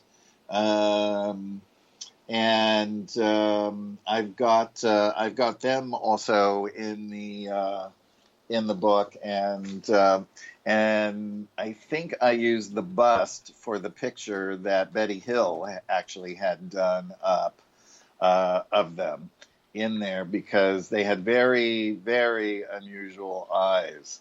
And so, and again, there are positive experiences that people have, contacts with grays. Some don't. Some grays that they call EBs, or extraterrestrial biological entities that look like that, are basically created organic creatures that are programmed and can fly craft and go do the work that the beings that created them don't want to go and be harmed or whatever when they're going to another world, or things of that nature. And they're chlorophyll based, is what a lot have found out when they've dissected a few of those bodies, I've heard. So there is a plethora of different grays. And again, I think the one thing for everyone to remember with every race is what I've heard over and over again, is to judge the individual, not the race. By the way, you've had some high-quality usage of the word plethora tonight. Just wanted to... I have. That is my favorite word. That is my favorite word. It's mine too. Yes, so you're more than welcome to keep using it. More than welcome. Okay, good. You know, but Good. the thing with these gray aliens, okay, I've seen them, and I've seen short ones, small ones, tall ones, thin ones, big-headed ones like Carl, and I've seen about 4 different kinds. 4 or 5, one of the two. All right, some of them in dreams, some with my own eyes, and I have to tell you, okay, the reputation that the Greys have isn't too good out there. They seem to lack compassion. They seem to lack any sort of emotion. They don't care whether they're hurting you. They don't care if they're breaking you. They don't care if they're probing you in certain ways that could feel uncomfortable to some. All right? Yes. Yet, they are the most seen of all aliens that we know of. So, do we know the story on these gray aliens? Well, there are many stories on the gray aliens, but the most common one is that they are a dying race. They lost their humanity a very, very long time ago. They went more into the scientific realm, and so they were not spiritually elevating, so they lost their divine matrix, which is needed for ascension, which is why the Earth is considered royalty in a sense, because all of the beings here, all of us, have this matrix for ascension. And so what they're doing is raping people of their genetic material so that they can kind of get back to where they were. And eventually they'll probably grow into more humane, a more humane species, but the way they're going about it is not is not in the best interest of a lot of people that have had these horrific experiences with them. And then some have had horrific experiences and then realized much later on that it was more of a more beautiful experience. Travis Walton's case, for instance, where he was taken up, but then he realized much later on that they brought him on board to heal him because he was so close to the craft and probably got a bunch of radiation. Okay, but for a lot of people too, who have had these occurrences with alien greys, they claim that they're almost like scientists, almost robotic. Are they AI or are they a living creature? Well, the EBs are more AI, and so it depends on who's doing the abducting. So, and I really don't know because each case is different. Okay, so being the fact, do you believe in the idea, just in your own research, that maybe some of these are hired by other alien species to do the dirty work? Yes, I do believe that. I've heard that scenario many times, and it does definitely resonate with me. And because why wouldn't you if you could create something to go do the dirty work so that you're not there being caught doing it, and also that it's and it removes the danger for those beings that want those materials. Right? Oh man. See, I think that's the freaky part. Like, have you ever seen greys? I've seen them in dreams early on, but they were more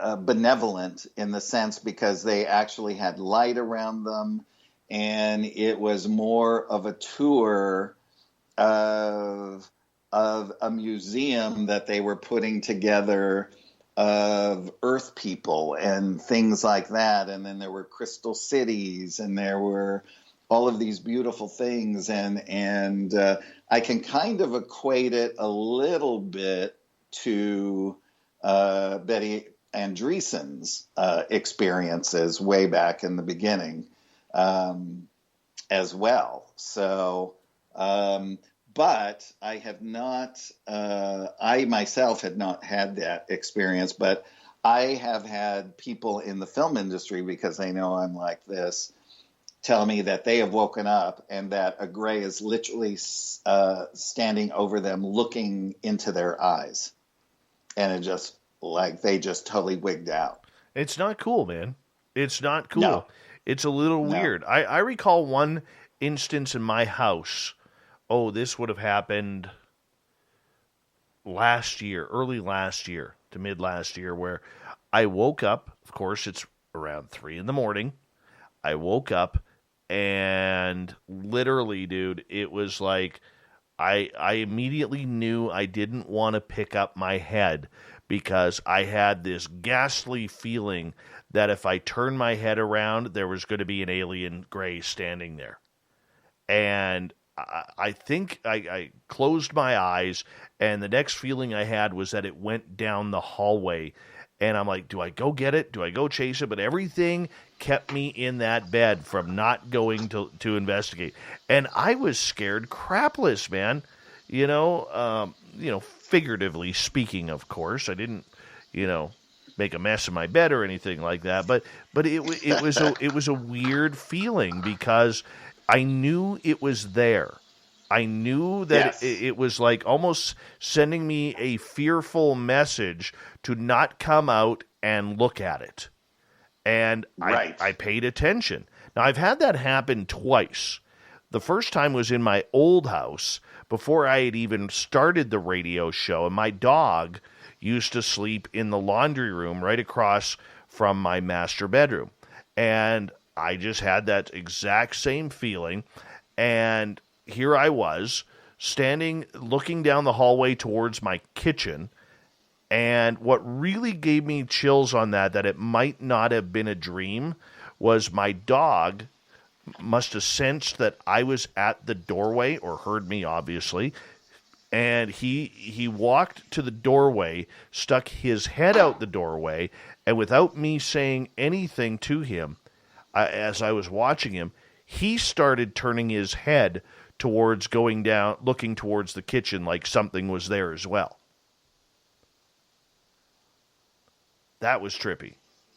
Wow. Yeah, that is trippy. I had an experience once in Sedona. I went with a friend of mine in the 90s, and I said, let's go UFO hunting, and we'll get up in the middle of the night and we'll drive into the back of Boynton Canyon and go to where Secret Canyon is. And this is before they had built that giant golf course and all the homes and things there on the left-hand side, because now you can't get back there.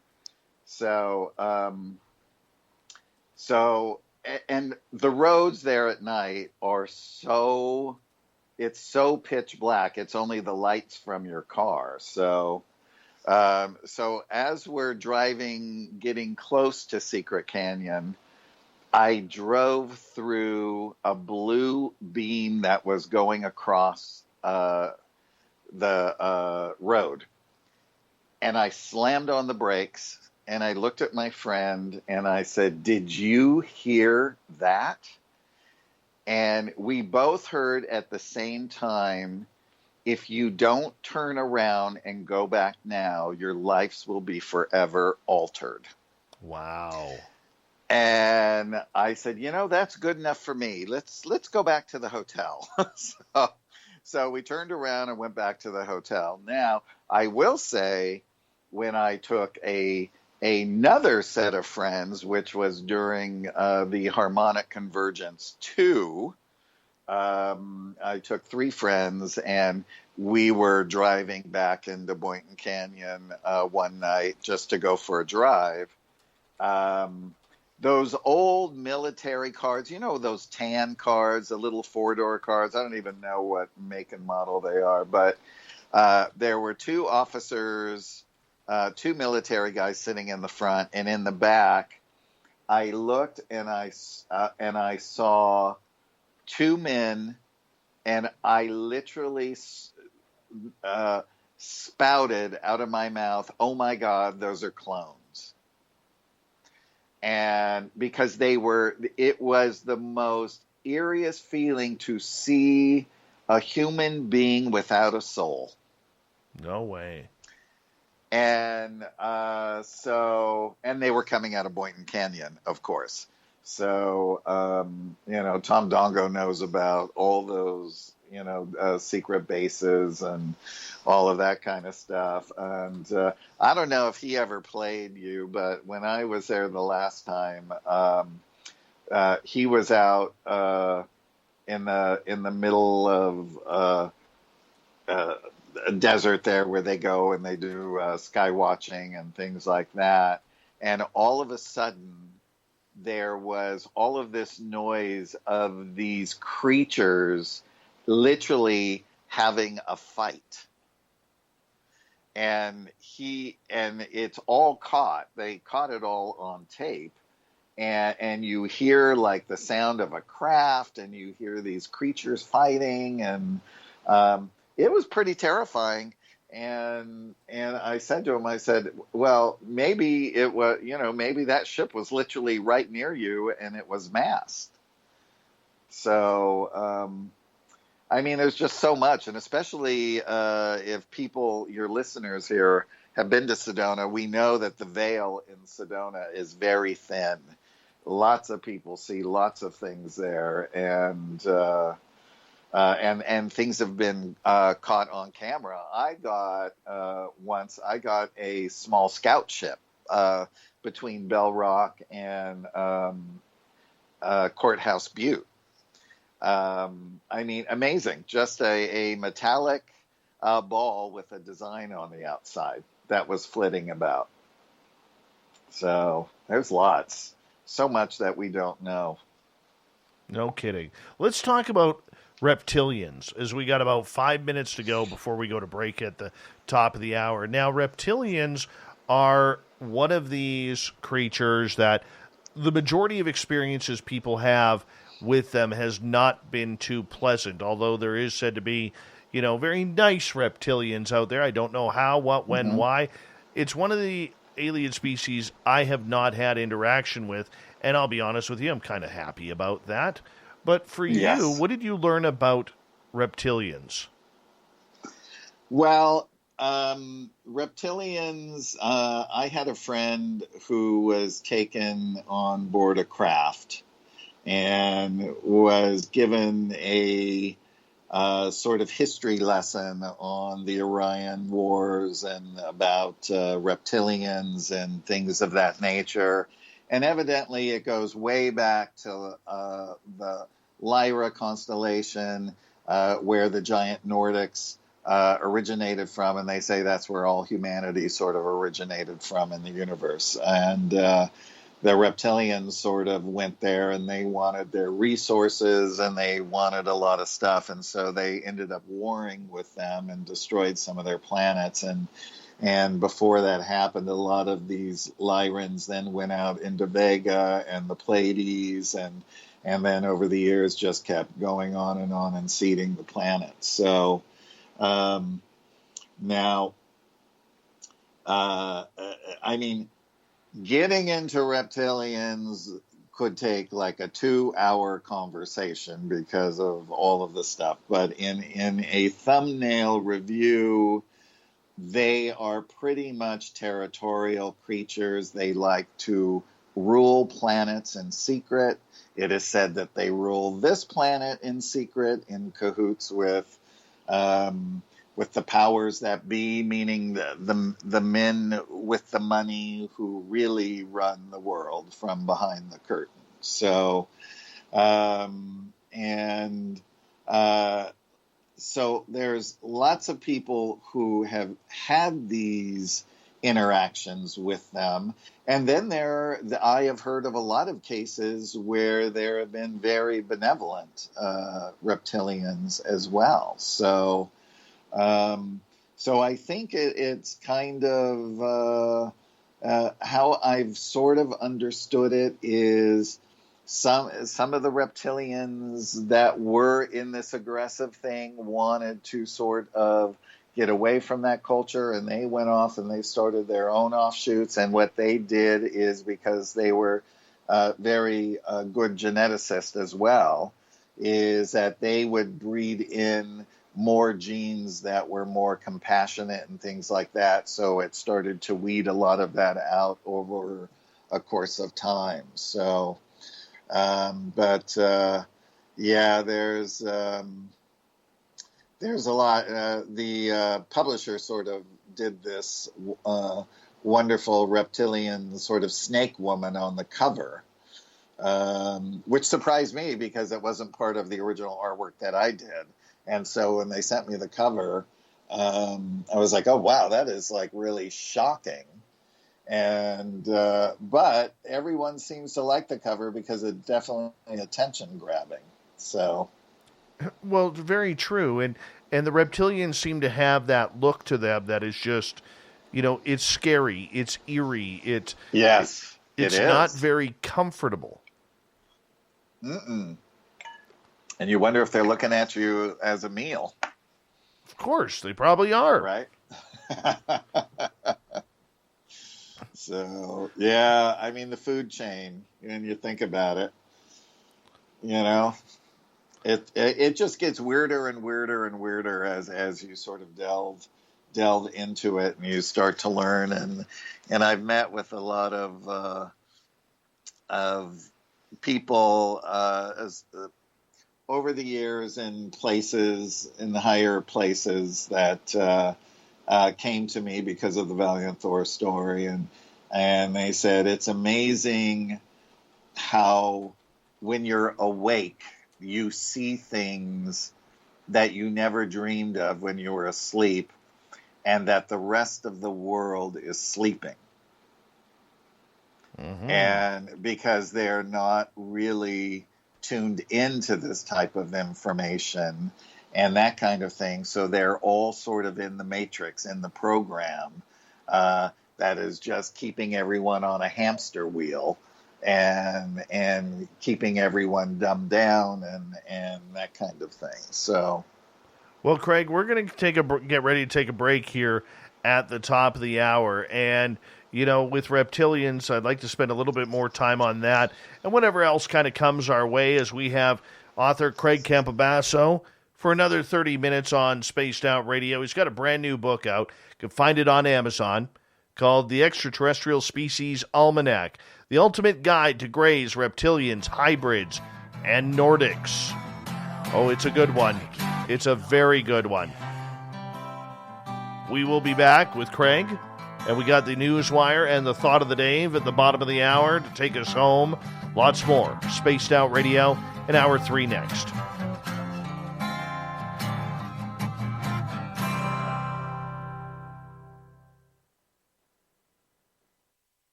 All right, I'm just going to run my dogs outside. Craig, I'll be right back, okay? I'll be right back, Craig. Beard oil. Made in Canada, we're taking care of beards and stashes around the world.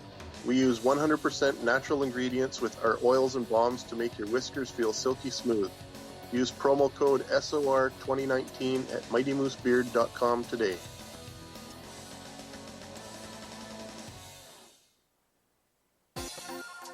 For the price of 1 cup of coffee a month, you can become an SOR Space Traveler. The Space Travelers Club is a place where you can interact with other listeners, either live during the show or on our great forum. We want your stories, pictures, comments, and ideas. You'll get live video streams, exclusive content, and be a part of our newsletter. Stay in touch with everything SOR. The Space Travelers Club is just $5 a month at spacedoutradio.com. We're adding to the entertainment online for Spaced Out Radio. I'm Amber Beckrud, and I want to invite you to subscribe to our YouTube channel and check out Cryptid Tales, where I will take you on a journey into some of the strangest legends and lore from around the world, relaying the stories to you of the strange creatures and experiences that people have had throughout time. You can find Cryptid Tales at youtube.com/Spaced Out Radio, and while you're there, don't forget to check out our free archives and leave a comment. See you there. Hey, Space Travelers, this is John Resig, founder of the Chive and Chive Charities. If you know anything about our website, you know we like to do things a little differently. We're not some faceless organization collecting money for a nebulous cause. Our donor dollars go directly toward life-improving items. Then we give those items directly to an underdog who needs it most. To become a donor with Spaced Out Radio's official charity, Chive Charities, just go to chivecharities.org/donate. Hello, Space Travelers. It's me again, Carl. Don't forget to join the Space Travelers Club for just $5 a month and follow Spaced Out Radio on Twitter at Spaced Out Radio. Our Instagram, Dave Scott SOR. Our Facebook page is Spaced Out Radio Show. Our archives are free at youtube.com/Spaced Out Radio. Come woo it up with Spaced Out Radio today. Bye!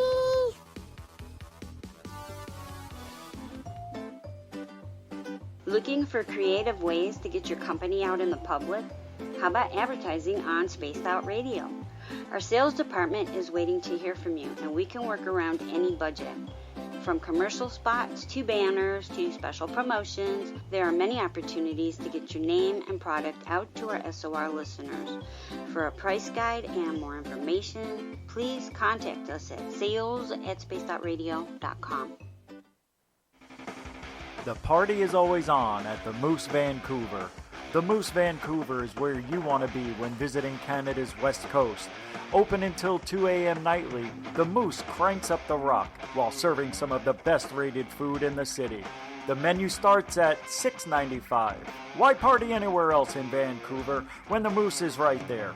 Get your horns up and rock with the Moose, the official party bar of Spaced Out Radio. I'm feeling a little spicy tonight. What to do, what to do. Why not get Bumblefuck? 4 million Scoville units of pure hard rock. Bumblefoot hot sauces come in 3 flavors. The burning Bumble. Tone it down a bit with Bumblicious and throw the sauce on everything. All right, Craig, I'm back. I'm back too. All right. Hello, Rafaela. How are you? How's the Czech Republic? We've got New Zealand in here, the Czech Republic, Germany. Lots of different countries in the chat room tonight. We love that. Oh, yeah. It's awesome. Always amazes me, man. Always amazes me.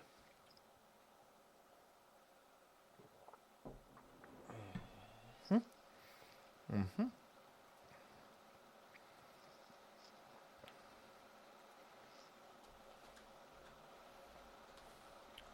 You having fun still?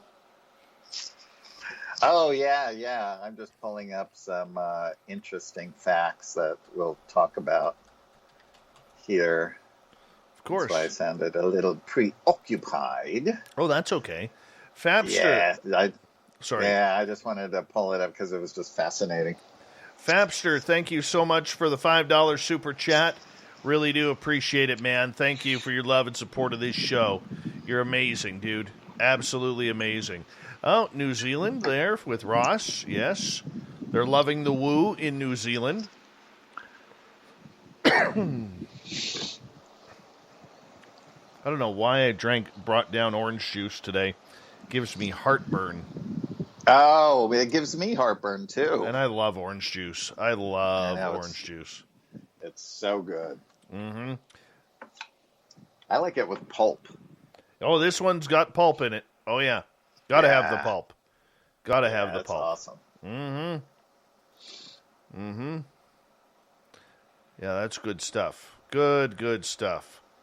All right, we got about, let's see, just about 40 seconds left. Okay.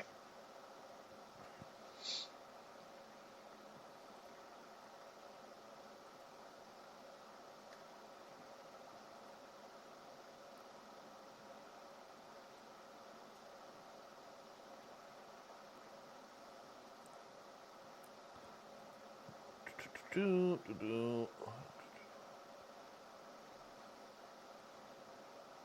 10 seconds.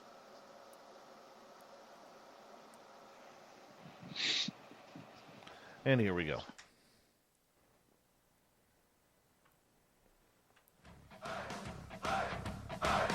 Would you like to connect with us? Head to spacedoutradio.com for all your latest show info. Now, back to Dave Scott and SOR. Here we go at the third and final hour of Spaced Out Radio tonight. Thank you so much for taking the time to join us. We really do appreciate earning your listening ears. We welcome back everyone listening in on our terrestrial affiliates and digitally on KPNL, Revolution Radio, and TalkStream Live. All of our archives are free for you by going to youtube.com/spacedoutradio. The only thing I ask for in return is hit that subscribe button. The Desert Clam has set the password for tonight in the SOR Space Travelers Club, Tachyphrasia. Tachyphrasia is your password. Use it wisely, space travelers, as the clam sets the password each and every night right here on Spaced Out Radio. Our website is spacedoutradio.com, where we have a plethora of features for you, including rocking out to Bumblefoot and reading up on Captain Shirk's SOR Newswire. Follow us on Twitter at Spaced Out Radio and on Instagram at Spaced Out Radio Show. For the final time tonight, Craig Campobasso is our guest. He's got a great new book out called The Extraterrestrial Species Almanac, the ultimate guide to greys, reptilians, hybrids, and Nordics. And we were talking about the reptilian aliens right before we went to break. Craig, welcome back.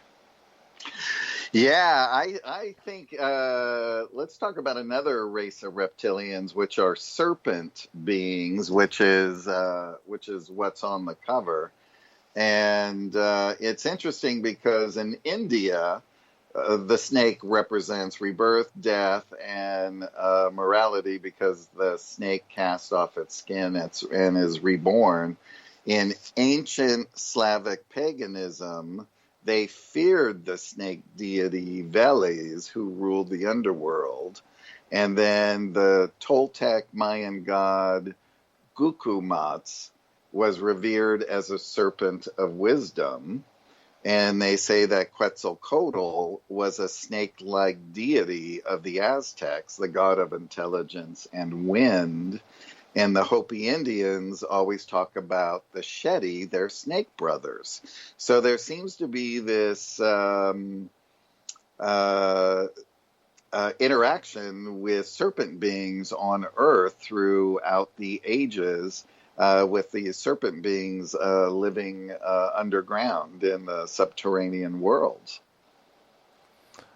So, and a unique thing about them is when their telepathic use is they use telepathic scent pictographs to communicate with each other, which is an advanced communicative skill that's derived from using their tongues to collect odors. So I thought that was very fascinating. There are all these different alternate things of various beings that have different variations of telepathic natures and things like that. Some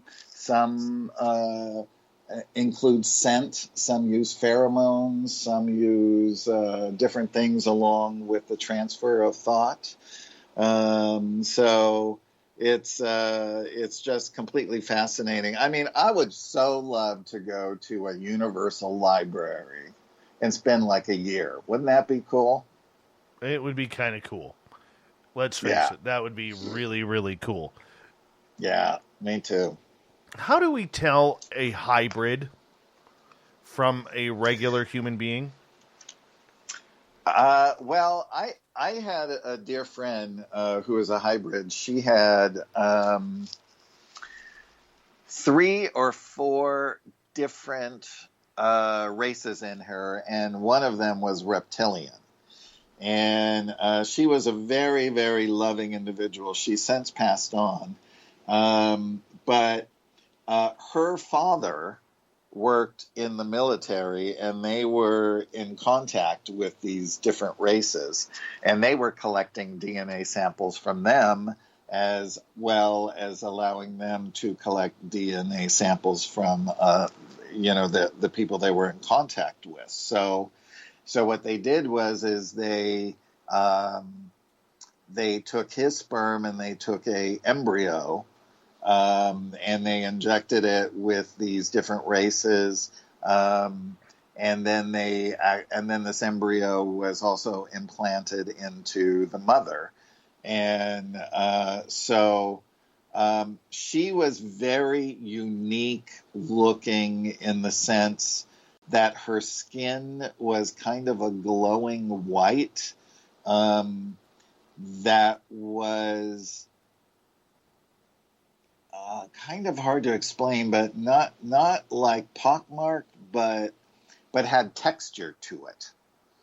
And her eyes were almost aqua, and her fingers and hands were not. They were human-like, but they weren't exactly human. So there are others that are other hybrids that I've met that look just like regular humans, but they were injected with DNA as well in the embryos before their birth, so they say, and that this DNA wasn't, and the race was semi-human but not full human. So, but because they are advanced geneticists, they can sort of pick out the genes and the things there. And so what they're doing is they're really putting in the evolvement and the intelligence genes for these beings to grow up very quickly and become extremely spiritual and get on and start whatever mission that they came here to do. And that's usually done through raising consciousness in whatever job that they're in. Right. Right. Question coming from a little bit off topic, but coming from Sparkles in our Space Travelers Club. She is asking, Craig, do the inhabitants of Venus live underground? Yes, they do. It is said that all the planets in our solar system are inhabited on the interior of the planets. How it was explained to me is that just like when they build a giant mothership and they have different floors and things like that, they actually have outdoor settings. And these outdoor settings have what they call a synchrotron sky. And these skies are infinite. So when you look up, it's like you were actually on the outside of a planet, but you're inside. And the synchrotron skies go from day to night, just like it would on the outside of a planet. And some floors can be all night, some floors can be all day, some floors go from day to night, etc. And so they do have all those comforts. So a lot of the planets, they do the same thing. They can terrace. They take like a energy sheet of paper and make it as long as they want and wide, and then they can use that energy and push the rock and rubble and dirt as high, as far as they want. They can compact it. Their energy shields hold everything into place, and then they can create their lakes, streams, oceans, things like that. Dr. Frank told me that Valiant Thor's house on the interior of Venus was actually set on a lake in a forest setting, and his house was sort of a glass house, and that it was the way it was explained to him, that it was a very, very beautiful setting, and that type of thing. So yes, the way I understand it is that that all of this is there, and as well as the interior of our Earth, because the Agarthan network supposedly has 120 different cities beneath the Earth, Telos being the capital city, which is beneath Mount Shasta. A mile beneath Mount Shasta. Interesting. Yes. All right, this kind of leads into Kira's question. And she is asking, Craig, do you know anything about the tall white beings living below Uluru in Australia? I've only heard of the tall whites that are living just outside of Las Vegas. That's part of the whole Charles Hall, where Charles Hall worked for the government facility. One part of the facility was Greys. The other part of the facility were tall white beings, and they were tall white with sort of bluish eyes, wispy hair, and they went through several people that were sort of like the guard in between all of these things, and the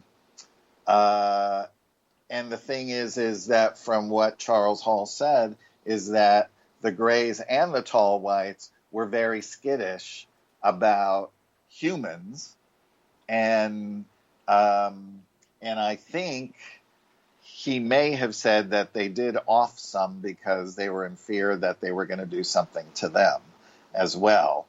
I remember him saying that the Greys didn't really give a crap about their kids, but the tall whites did, and that that he did interact with them as well, and sort of got to know them for a while, and whatever span of time he was there. He's written some books about it, and he does, when COVID's over, he usually does in Las Vegas once or twice a year. He will sort of do a little symposium at one of the hotels, and that's where I went. And then I went afterwards. Lori Wagner was with me, and some other people.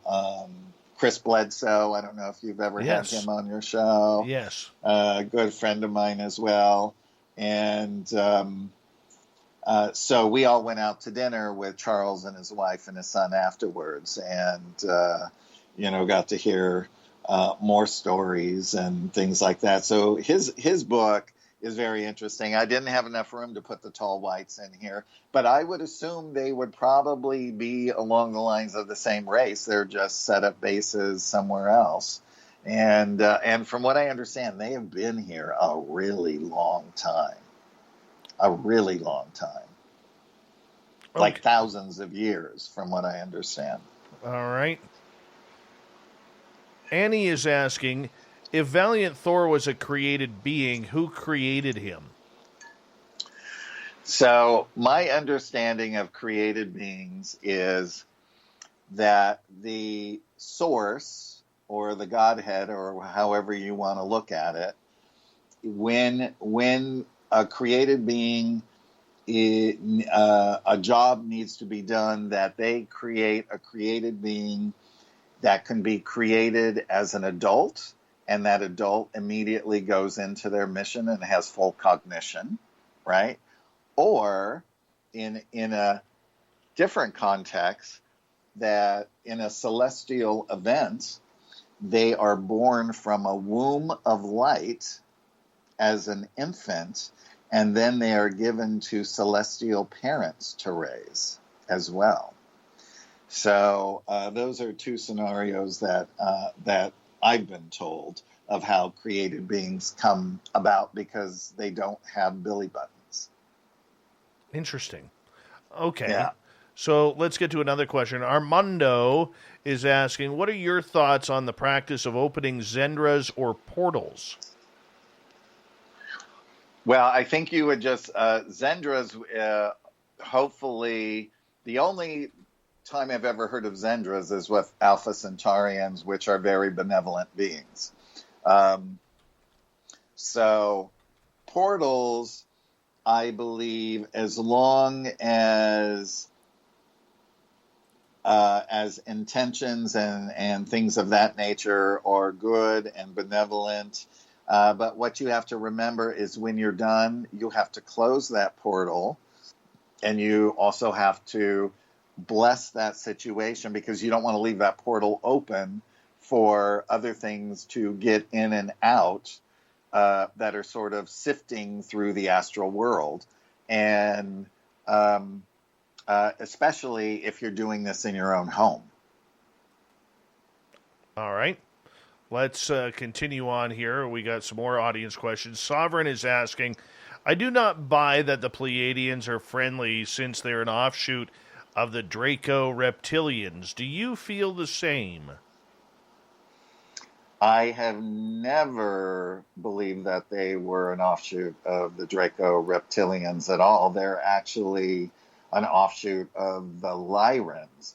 But I think at a certain point, now there are renegade Pleiadians.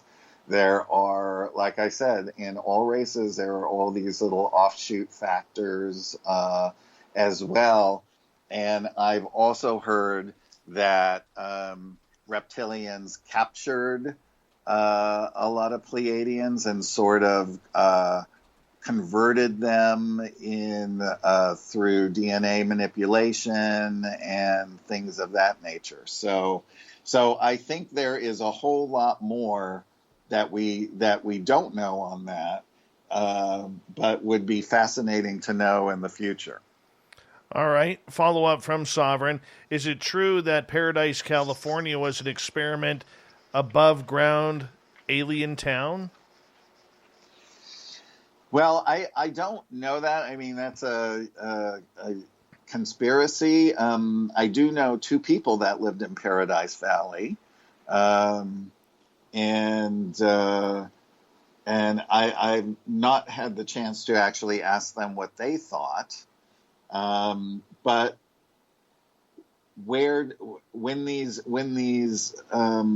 theories sort of surface, I always wonder, where did they originate from? Because usually some things have a thread of truth in them somewhere.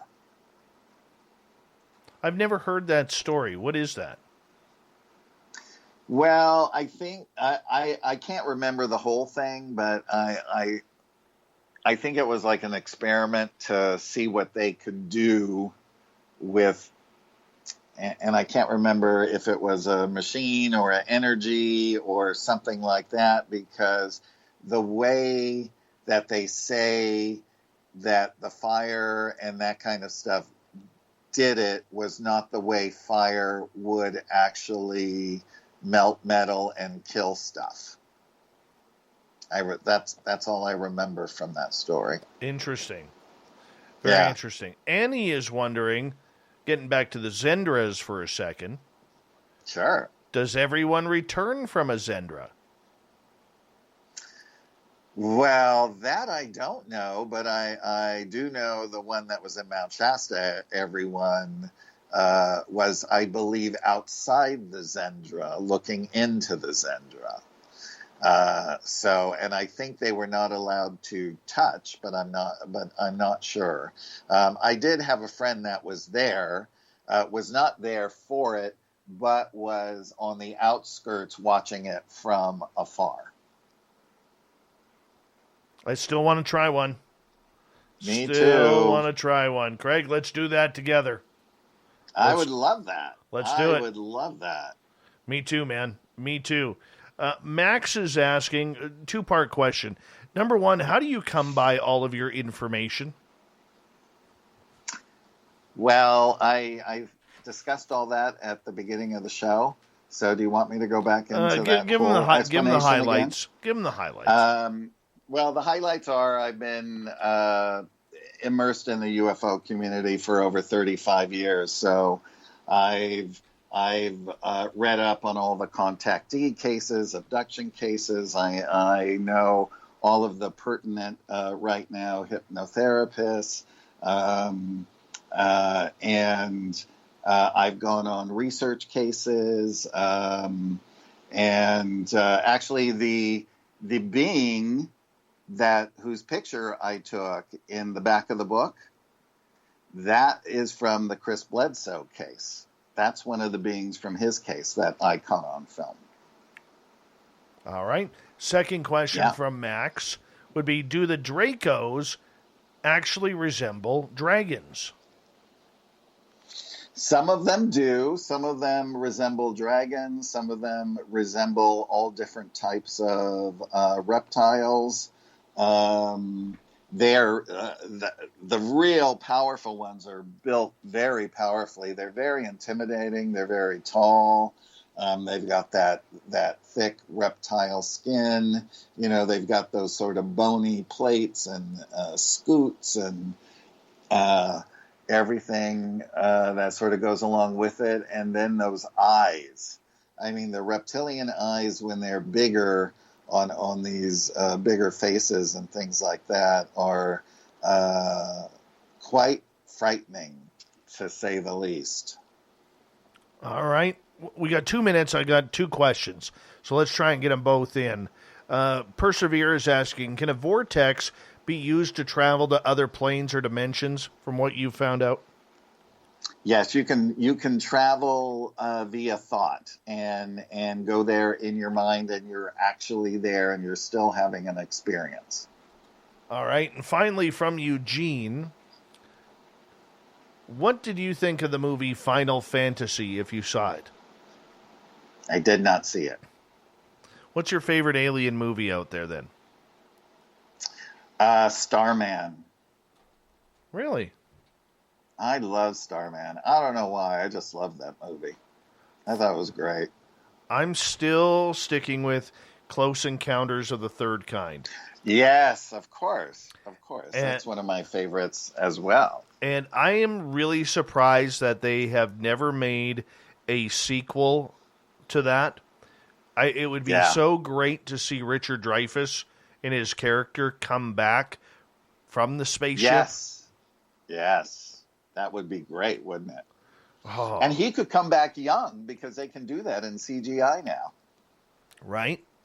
I would love to see that. Love me too. to see that. I mean, it's just I that's the one movie I would love to be made. But I mean, hopefully they don't see, if they do, they don't CGI the hell out of it so it looks fake.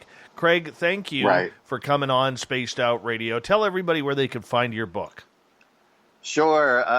You can get the Extraterrestrial Species Almanac at Autobiography of ANET.com and just click on other books. And on the homepage, you can find my Autobiography of an Extraterrestrial Saga 4-part book series.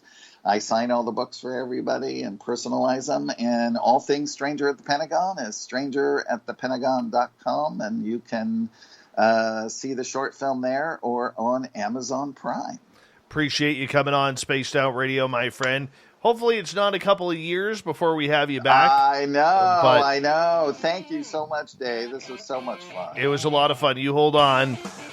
We're going to go to commercial here on Spaced Out Radio. Coming up next, we have the SOR Newswire, the thought of the day, as we take this thing home right after this break.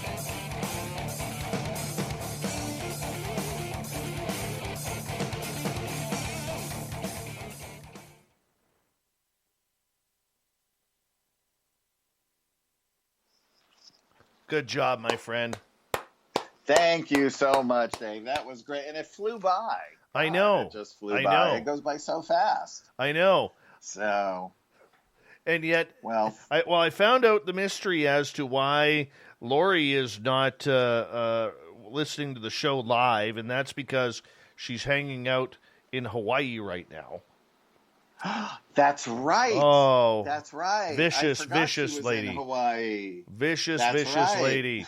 Didn't even ask if we wanted to go.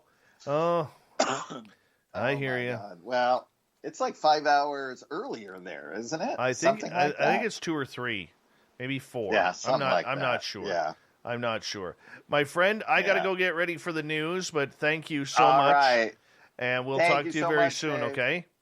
All right. Take care, brother. Bye-bye. Bye-bye. Great guy. Craig Campobasso. Derek on Twitter. How'd you like the woo tonight, my friend? How did you like the woo? Because we were totally wooing it up big time. Totally wooing it up.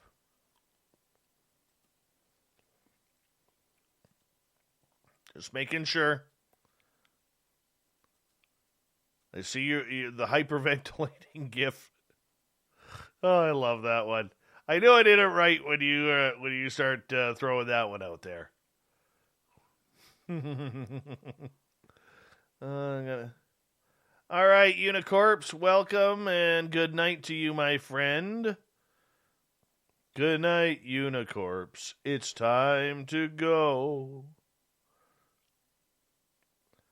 Off-World Adam, there's been no flatulence tonight on the show except from Sovereign Farts in the chat room.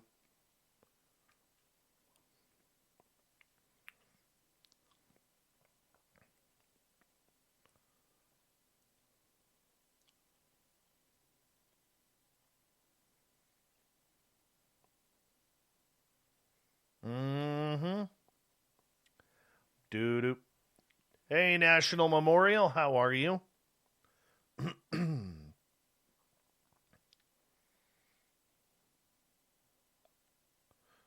Sean Cahill had a squeaky chair last night, and a few people, like Adam and Brian, think that he ripped one. And when Sean denied it on Twitter after he was asked, they've now tried to blame me, and there was no fart last night on the show. All right? No fart last night on the show.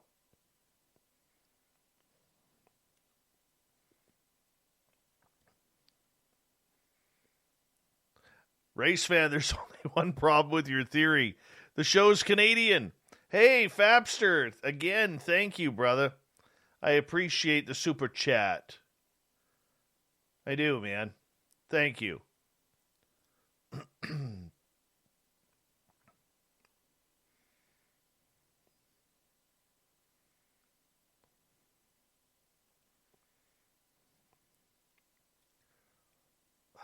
Brian,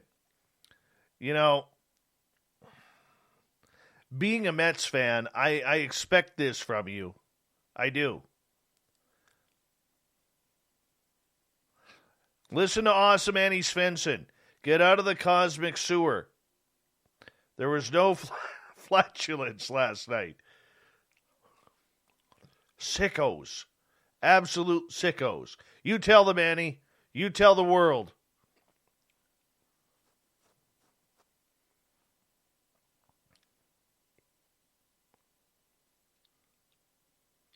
Give him crap, Annie. Do I know what a splart is? No. No, I do not.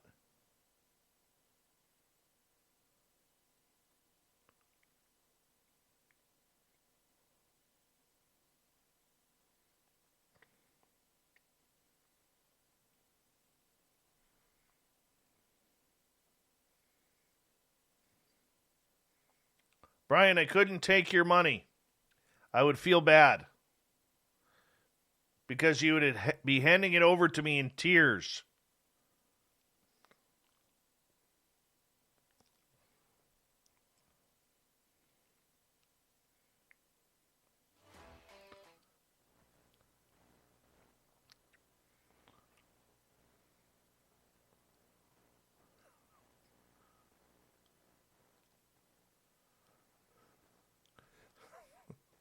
You guys make me laugh.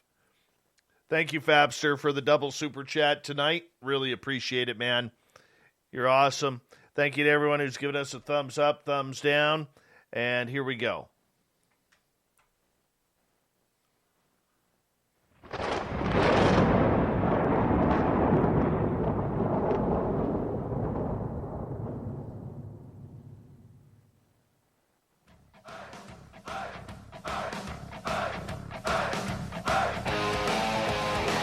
We've rounded third. We're heading for home tonight on Spaced Out Radio. My name is Dave Scott. Thank you so much for taking the time to join us. We really, really do appreciate it. Want to remind you that if you missed most of this show or others, check out our free archives by going to youtube.com/Spaced Out Radio. Just do me the favor, hit that subscribe button. Our website is spacedoutradio.com, where we have a plethora of features for you, including rocking out to Bumblefoot and reading up on Captain Shirk's SOR Newswire. Follow us on Twitter at Spaced Out Radio and on Instagram at Spaced Out Radio Show. Speaking of the news, let's do this thing, shall we?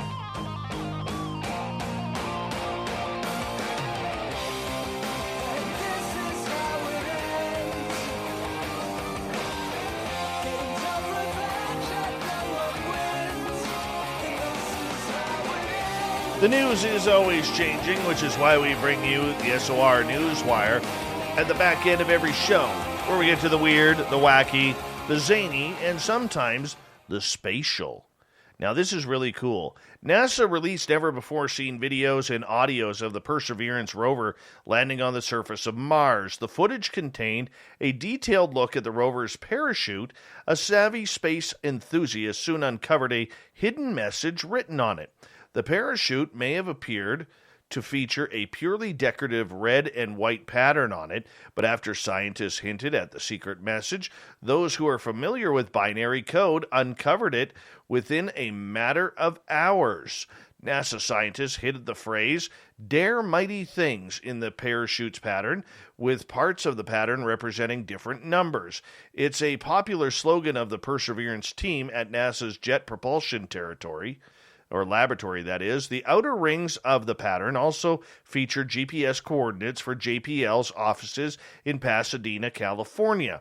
In addition to enabling incredible science, we hope our efforts in our engineering can inspire others, Alan Chen said. The entry, descent, and landing lead for the mission said during a press conference, "Sometimes we leave messages in our work for others to find for that purpose. So we invite you all to give it a shot and show your work." Chief Perseverance Engineer Adam Stelzner confirmed the message late Monday night On Twitter, he says it looks like the internet has cracked the code in something like 6 hours. Oh, internet, is there anything you can't do? How cool is that? The slogan is just one of many Easter eggs hidden aboard the rover, which also carries microchips stenciled with nearly 11 million names of space enthusiasts and the phrase, explore as one. It also carries a COVID-19 memorial in the form of an aluminum plate with an image of Earth supported by the rod of Asclepius, an ancient Greek symbol for healing and medicine. NASA has a history of including these little Easter eggs on its rovers. The Curiosity rover, which arrived on the Mars in 2012, has tiny holes in its wheels that read JPL in Morse code. So when Curiosity traveled across Mars' surface, it stamped JPL into the soil wherever it went, erased shortly after by harsh Martian winds. These kinds of embellishments add artistic elements on the mission that are otherwise solely dominated by science and technology, as well as lasting tributes to colleagues who have helped pave the way for humanity's exploration of space, said Jim Bell of Arizona State University, who has helped festoon almost all of NASA's Mars rovers, including Perseverance. How about putting a Tesla car on Mars? Let's just do that. It's a lot more fun, but the Easter eggs are kind of cool. Now, this hunter up here in British Columbia, farmer in British Columbia, this guy literally has cojones of steel. Cojones of steel. Chris Paulson is his name. And why? Well, let me tell you this story. He saw a lynx, which is about 70, 80 pounds, ripping up chickens in his chicken coop. So what does he do? He runs into the cage with the lynx cat, and he doesn't kill it, doesn't shoot it. No. This is what he does. He grabbed the cat by the scruff of the neck, gave it a good shaking. All right, I don't know if he actually shook it or not. Okay, but he grabbed the cat by the scruff of the neck, lifted it off the ground, and then started scolding it on camera, holding the cat in one hand and his cell phone in the other, while he's giving the cat heck for killing a couple of the chickens. He just looked a bit like a kid with its hand in the chocolate chip bag, Paulson says, near his home near Decker Lake, west of Prince George, which is about 3.5, 4 hours north of the studio here. So I kind of gave him a little lecture and then told him he shouldn't come back. The cat has been in the middle of its hunt when Paulson found it. The lynx had feathers in its mouth. He didn't want to leave without the chicken, Paulson said. I tried to scoot him out of there, but he was so focused on his prey, so I just reached down, picked him up like a house cat does with its kitten. Paulson estimates the cat, which killed 2 of its chickens, weighed about 11 kilograms. Okay, so maybe not 60, 70 pounds. It was a small one. But Paulson said he wasn't too worried about his safety as he held the wild animal off the ground by the scruff of his neck. That's just how their mothers subdue them when they're getting too rambunctious, he said, and they just go limp and submissive. Farmers often shoot wild animals that attack their livestock, but Paulson said he was able to give the lynx he was able to put it in a dog kennel before relocating it a little bit further in the bush. The lynx was so skinny that Paulson and his family decided to leave the 2 dead chickens with the animal in the bush. The dead chickens, named Frida and Birdie, will be missed by the Paulsons' children, who have named the lynx now Tough Nut. It's not the first time in recent weeks that this family has faced off with predators. 1 month ago, a great owl killed 2 chickens, Blackie and Denelectro, said Paulson's wife, Rochelle. As Van Zanten tried to come to the chicken's aid, the owl flew at her head. The owl hit me right in the headlamp and then left my head tingling, she said. Wow. Yeah. See, you got to be ready to brawl up here. There's a lot of wild animals up here. You got to be ready to brawl. The conservation officer who stopped by said he didn't recommend handling the lynx with bare hands. You could certainly lose an armpit Jeff Palm said. The conservation officer said, while some people may think what happened was preferable to shooting and killing the lynx, it is technically illegal to capture live wildlife and move them to a new location and can result in a fine. Oh, give the guy a break. Give the guy a break. He didn't do anything wrong. Now, here's a hideous story. Hundreds of coffins, yeah, they're full, not empty ones, tumbled from their resting place into northwest Italy when a landslide destabilized a 100-year-old cliffside cemetery. Video shows emergency workers in boats searching for the estimated 200 coffins in the waters off Camogli near Genoa. 2 chapels were also swept onto the rocks below the graveyard. The village mayor told media it was an unimaginable catastrophe in an area prone to cliff collapse. The cemetery walls had rows of coffins entombed in the traditional Italian style. Workers close by captured footage of the moment the walls began to shake and crack.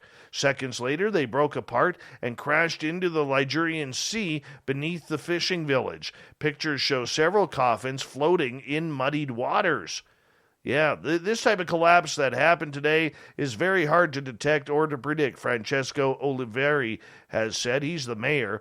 Local workers had noticed cracks in the cliffs and realized there was a risk of collapse in the days before. The area had been also cordoned off because the last few days there had been strange creaking sounds.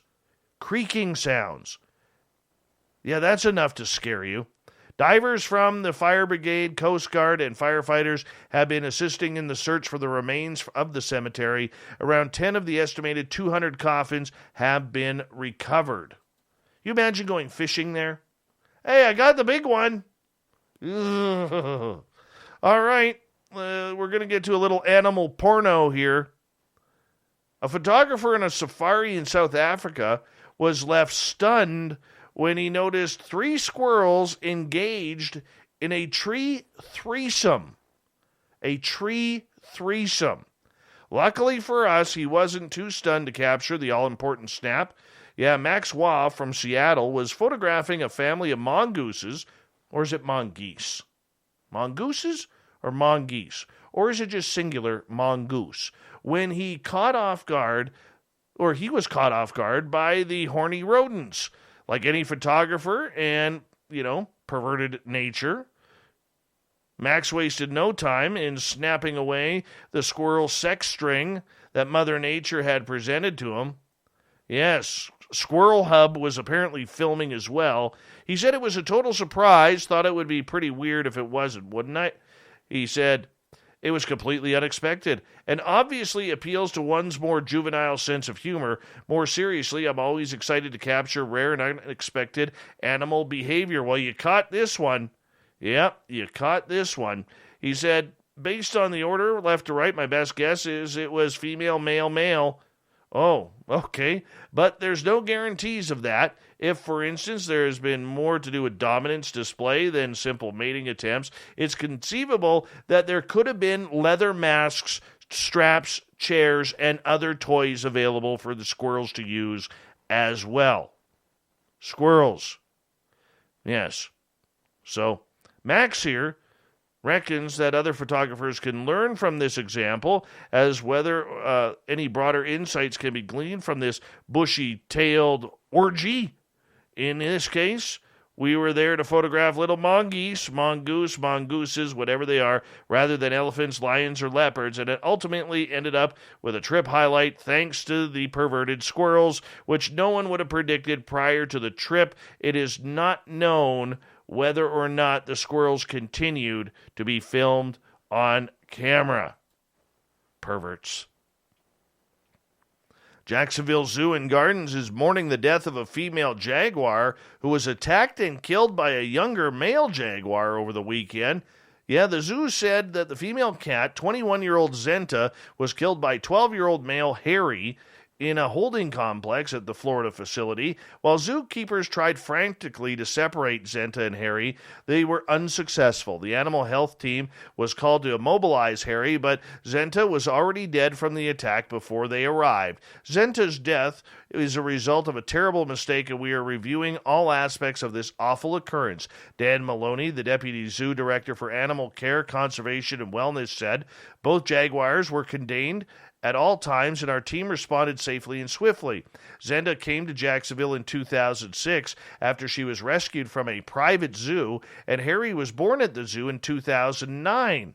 Yes, apparently we are devastated by the sudden sad event. Zenta will be sorely missed as she was a favorite of both the staff and guests alike. According to Maloney, the zoo is investigating the brutal attack in order to mitigate this type of incident in the future. Yes, because you can always try to mitigate wild animals. It doesn't matter if they've been in the zoo for a long time. They're still wild. They will act as wild animals. I feel bad for the cat. I do. Because jaguars are gorgeous. If you've never been up close, I've literally been within like a foot of one. A foot, literally. They are fantastic. But the one thing I learned from the trainer of that jaguar, they are jerks. They don't care who they kill as long as they kill. That's the way they are. It's something like straight out of a nightmare. Venomous spiders have been found inside a University of Michigan library, causing the building to be shut down for 2 days. Why? They're probably going to torch the building. Get the books out safely first, because you never want to torch books. The small number of venomous Mediterranean recluse spiders were uncovered in the basement mechanical room of Shapiro Undergraduate Library in late January during a routine building check. Closing the library was a misunderstanding, and there aren't any other spider sightings since then. Based on what we know, according to the spokespeople, library managers agree that it was a mistake to close the building, and they apologize for the inconvenience to the university community. But the spiders have also been identified in basements and remote areas of other buildings on campus due to low occupancy, and those buildings are also being treated by pest management. The Mediterranean recluse spider is a cousin of the brown recluse, but is even more reclusive. More reclusive. I think we could get more reclusive than the reclusive spider. As the name implies, they are reclusive and bites are extremely rare. Annie Danielson-Francois, Associate Professor of Biology at the Michigan University, said Mediterranean recluse spiders prefer basement spaces, tunnels, and other hideaways where there is a decrease in foot traffic. Daniel Francois worked with the school to determine the identity of the spider after examining samples found in traps. The University of Michigan has cautioned those working in the basement areas to wear long-sleeve shirts, hats, and gloves, and shoe covers, so that way no spiders could crawl in and give them the creepy crawlies. A Canadian snow maze that was certified as the world's largest by Guinness World Records is almost now twice as large to allow for social distancing. The snow maze at the outdoor entertainment venue, a maze in Corn in St. Adolphe, Manitoba, was certified as the largest in 2019 when it covered 30,021 square feet and 110 square inches. Well, Angie Massey, owner of the maze, said this year's snow maze covers about 57,600 square feet to allow for social distancing. With COVID and everything, we wanted to make it bigger, and so this year it's about 91% bigger than the world's largest title that we hold now. She said the maze took about 6 weeks to build. And finally, to be this sheep. Sometimes you just need a haircut. A sheep found living in the wild in Australia was given an overdue shearing and instantaneously lost 78 pounds. God, I wish it was that easy. I really do, because I could use a good shearing if it meant losing 78 pounds. The Edgar's Mission Farm Sanctuary said the sheep, now named Barak, was found living in the wild near Victoria, and rescuers believe it was on its own for several years. The sanctuary said it appeared that Barak once had an ear tag, but his overgrown fleece caused the tag to be torn out. Barak was given a shearing, his first in several years. They removed the wool, and it weighed, once again, 78 pounds.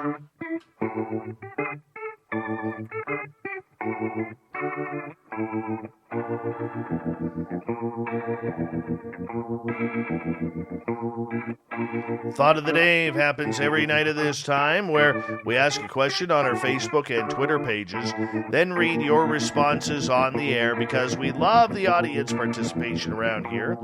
Today's Thought of the Day is as follows. What alien ET species have you had contact with? Sean, rock the gas bar. None, zero, zilch. Although I have felt dark evil presences in my room on more than one occasion.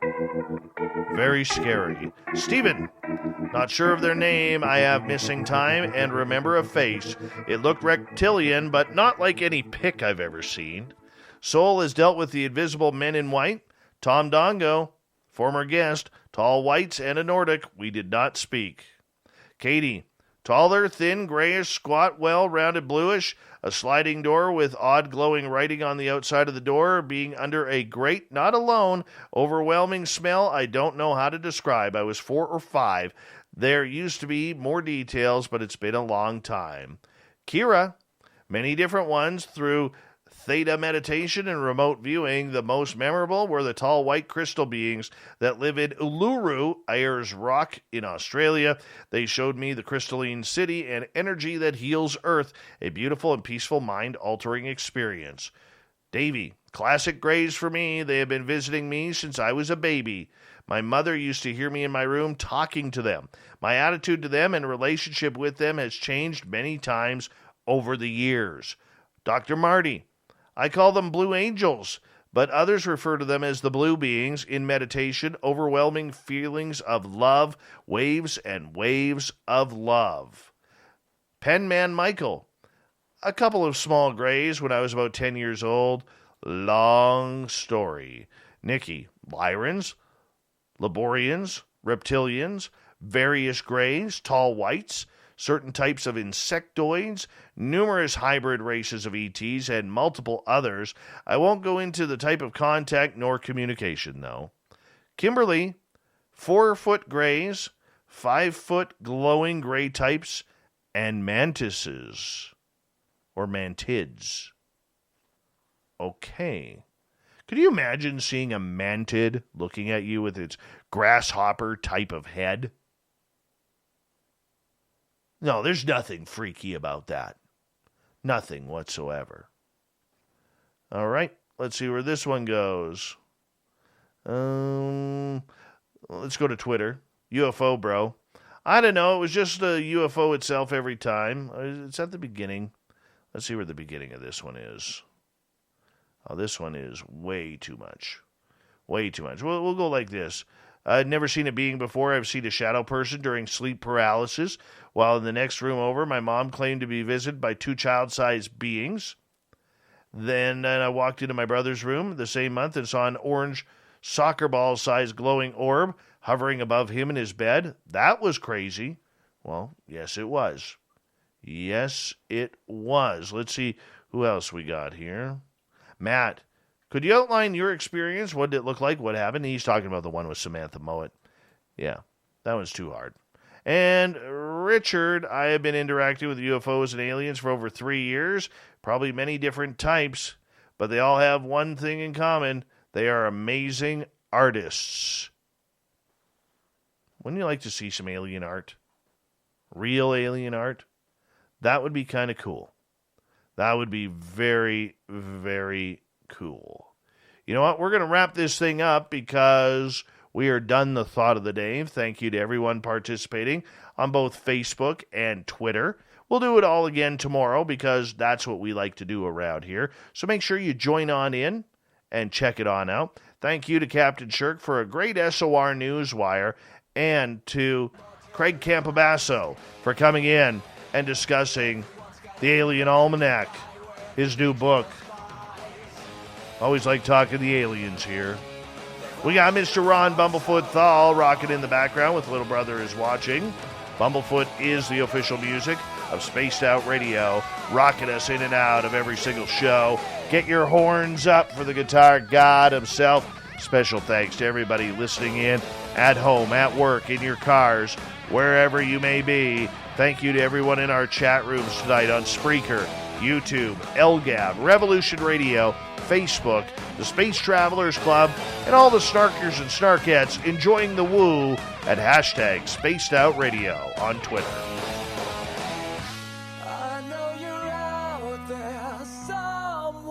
Remember, this show is copyright by Spaced Out Radio and SOR Media Ventures Limited. Thank you so much for choosing to share your evening with us, because together, my friends, we own the night. Mr. Bumblefoot, we need a favor. We need you to take us home.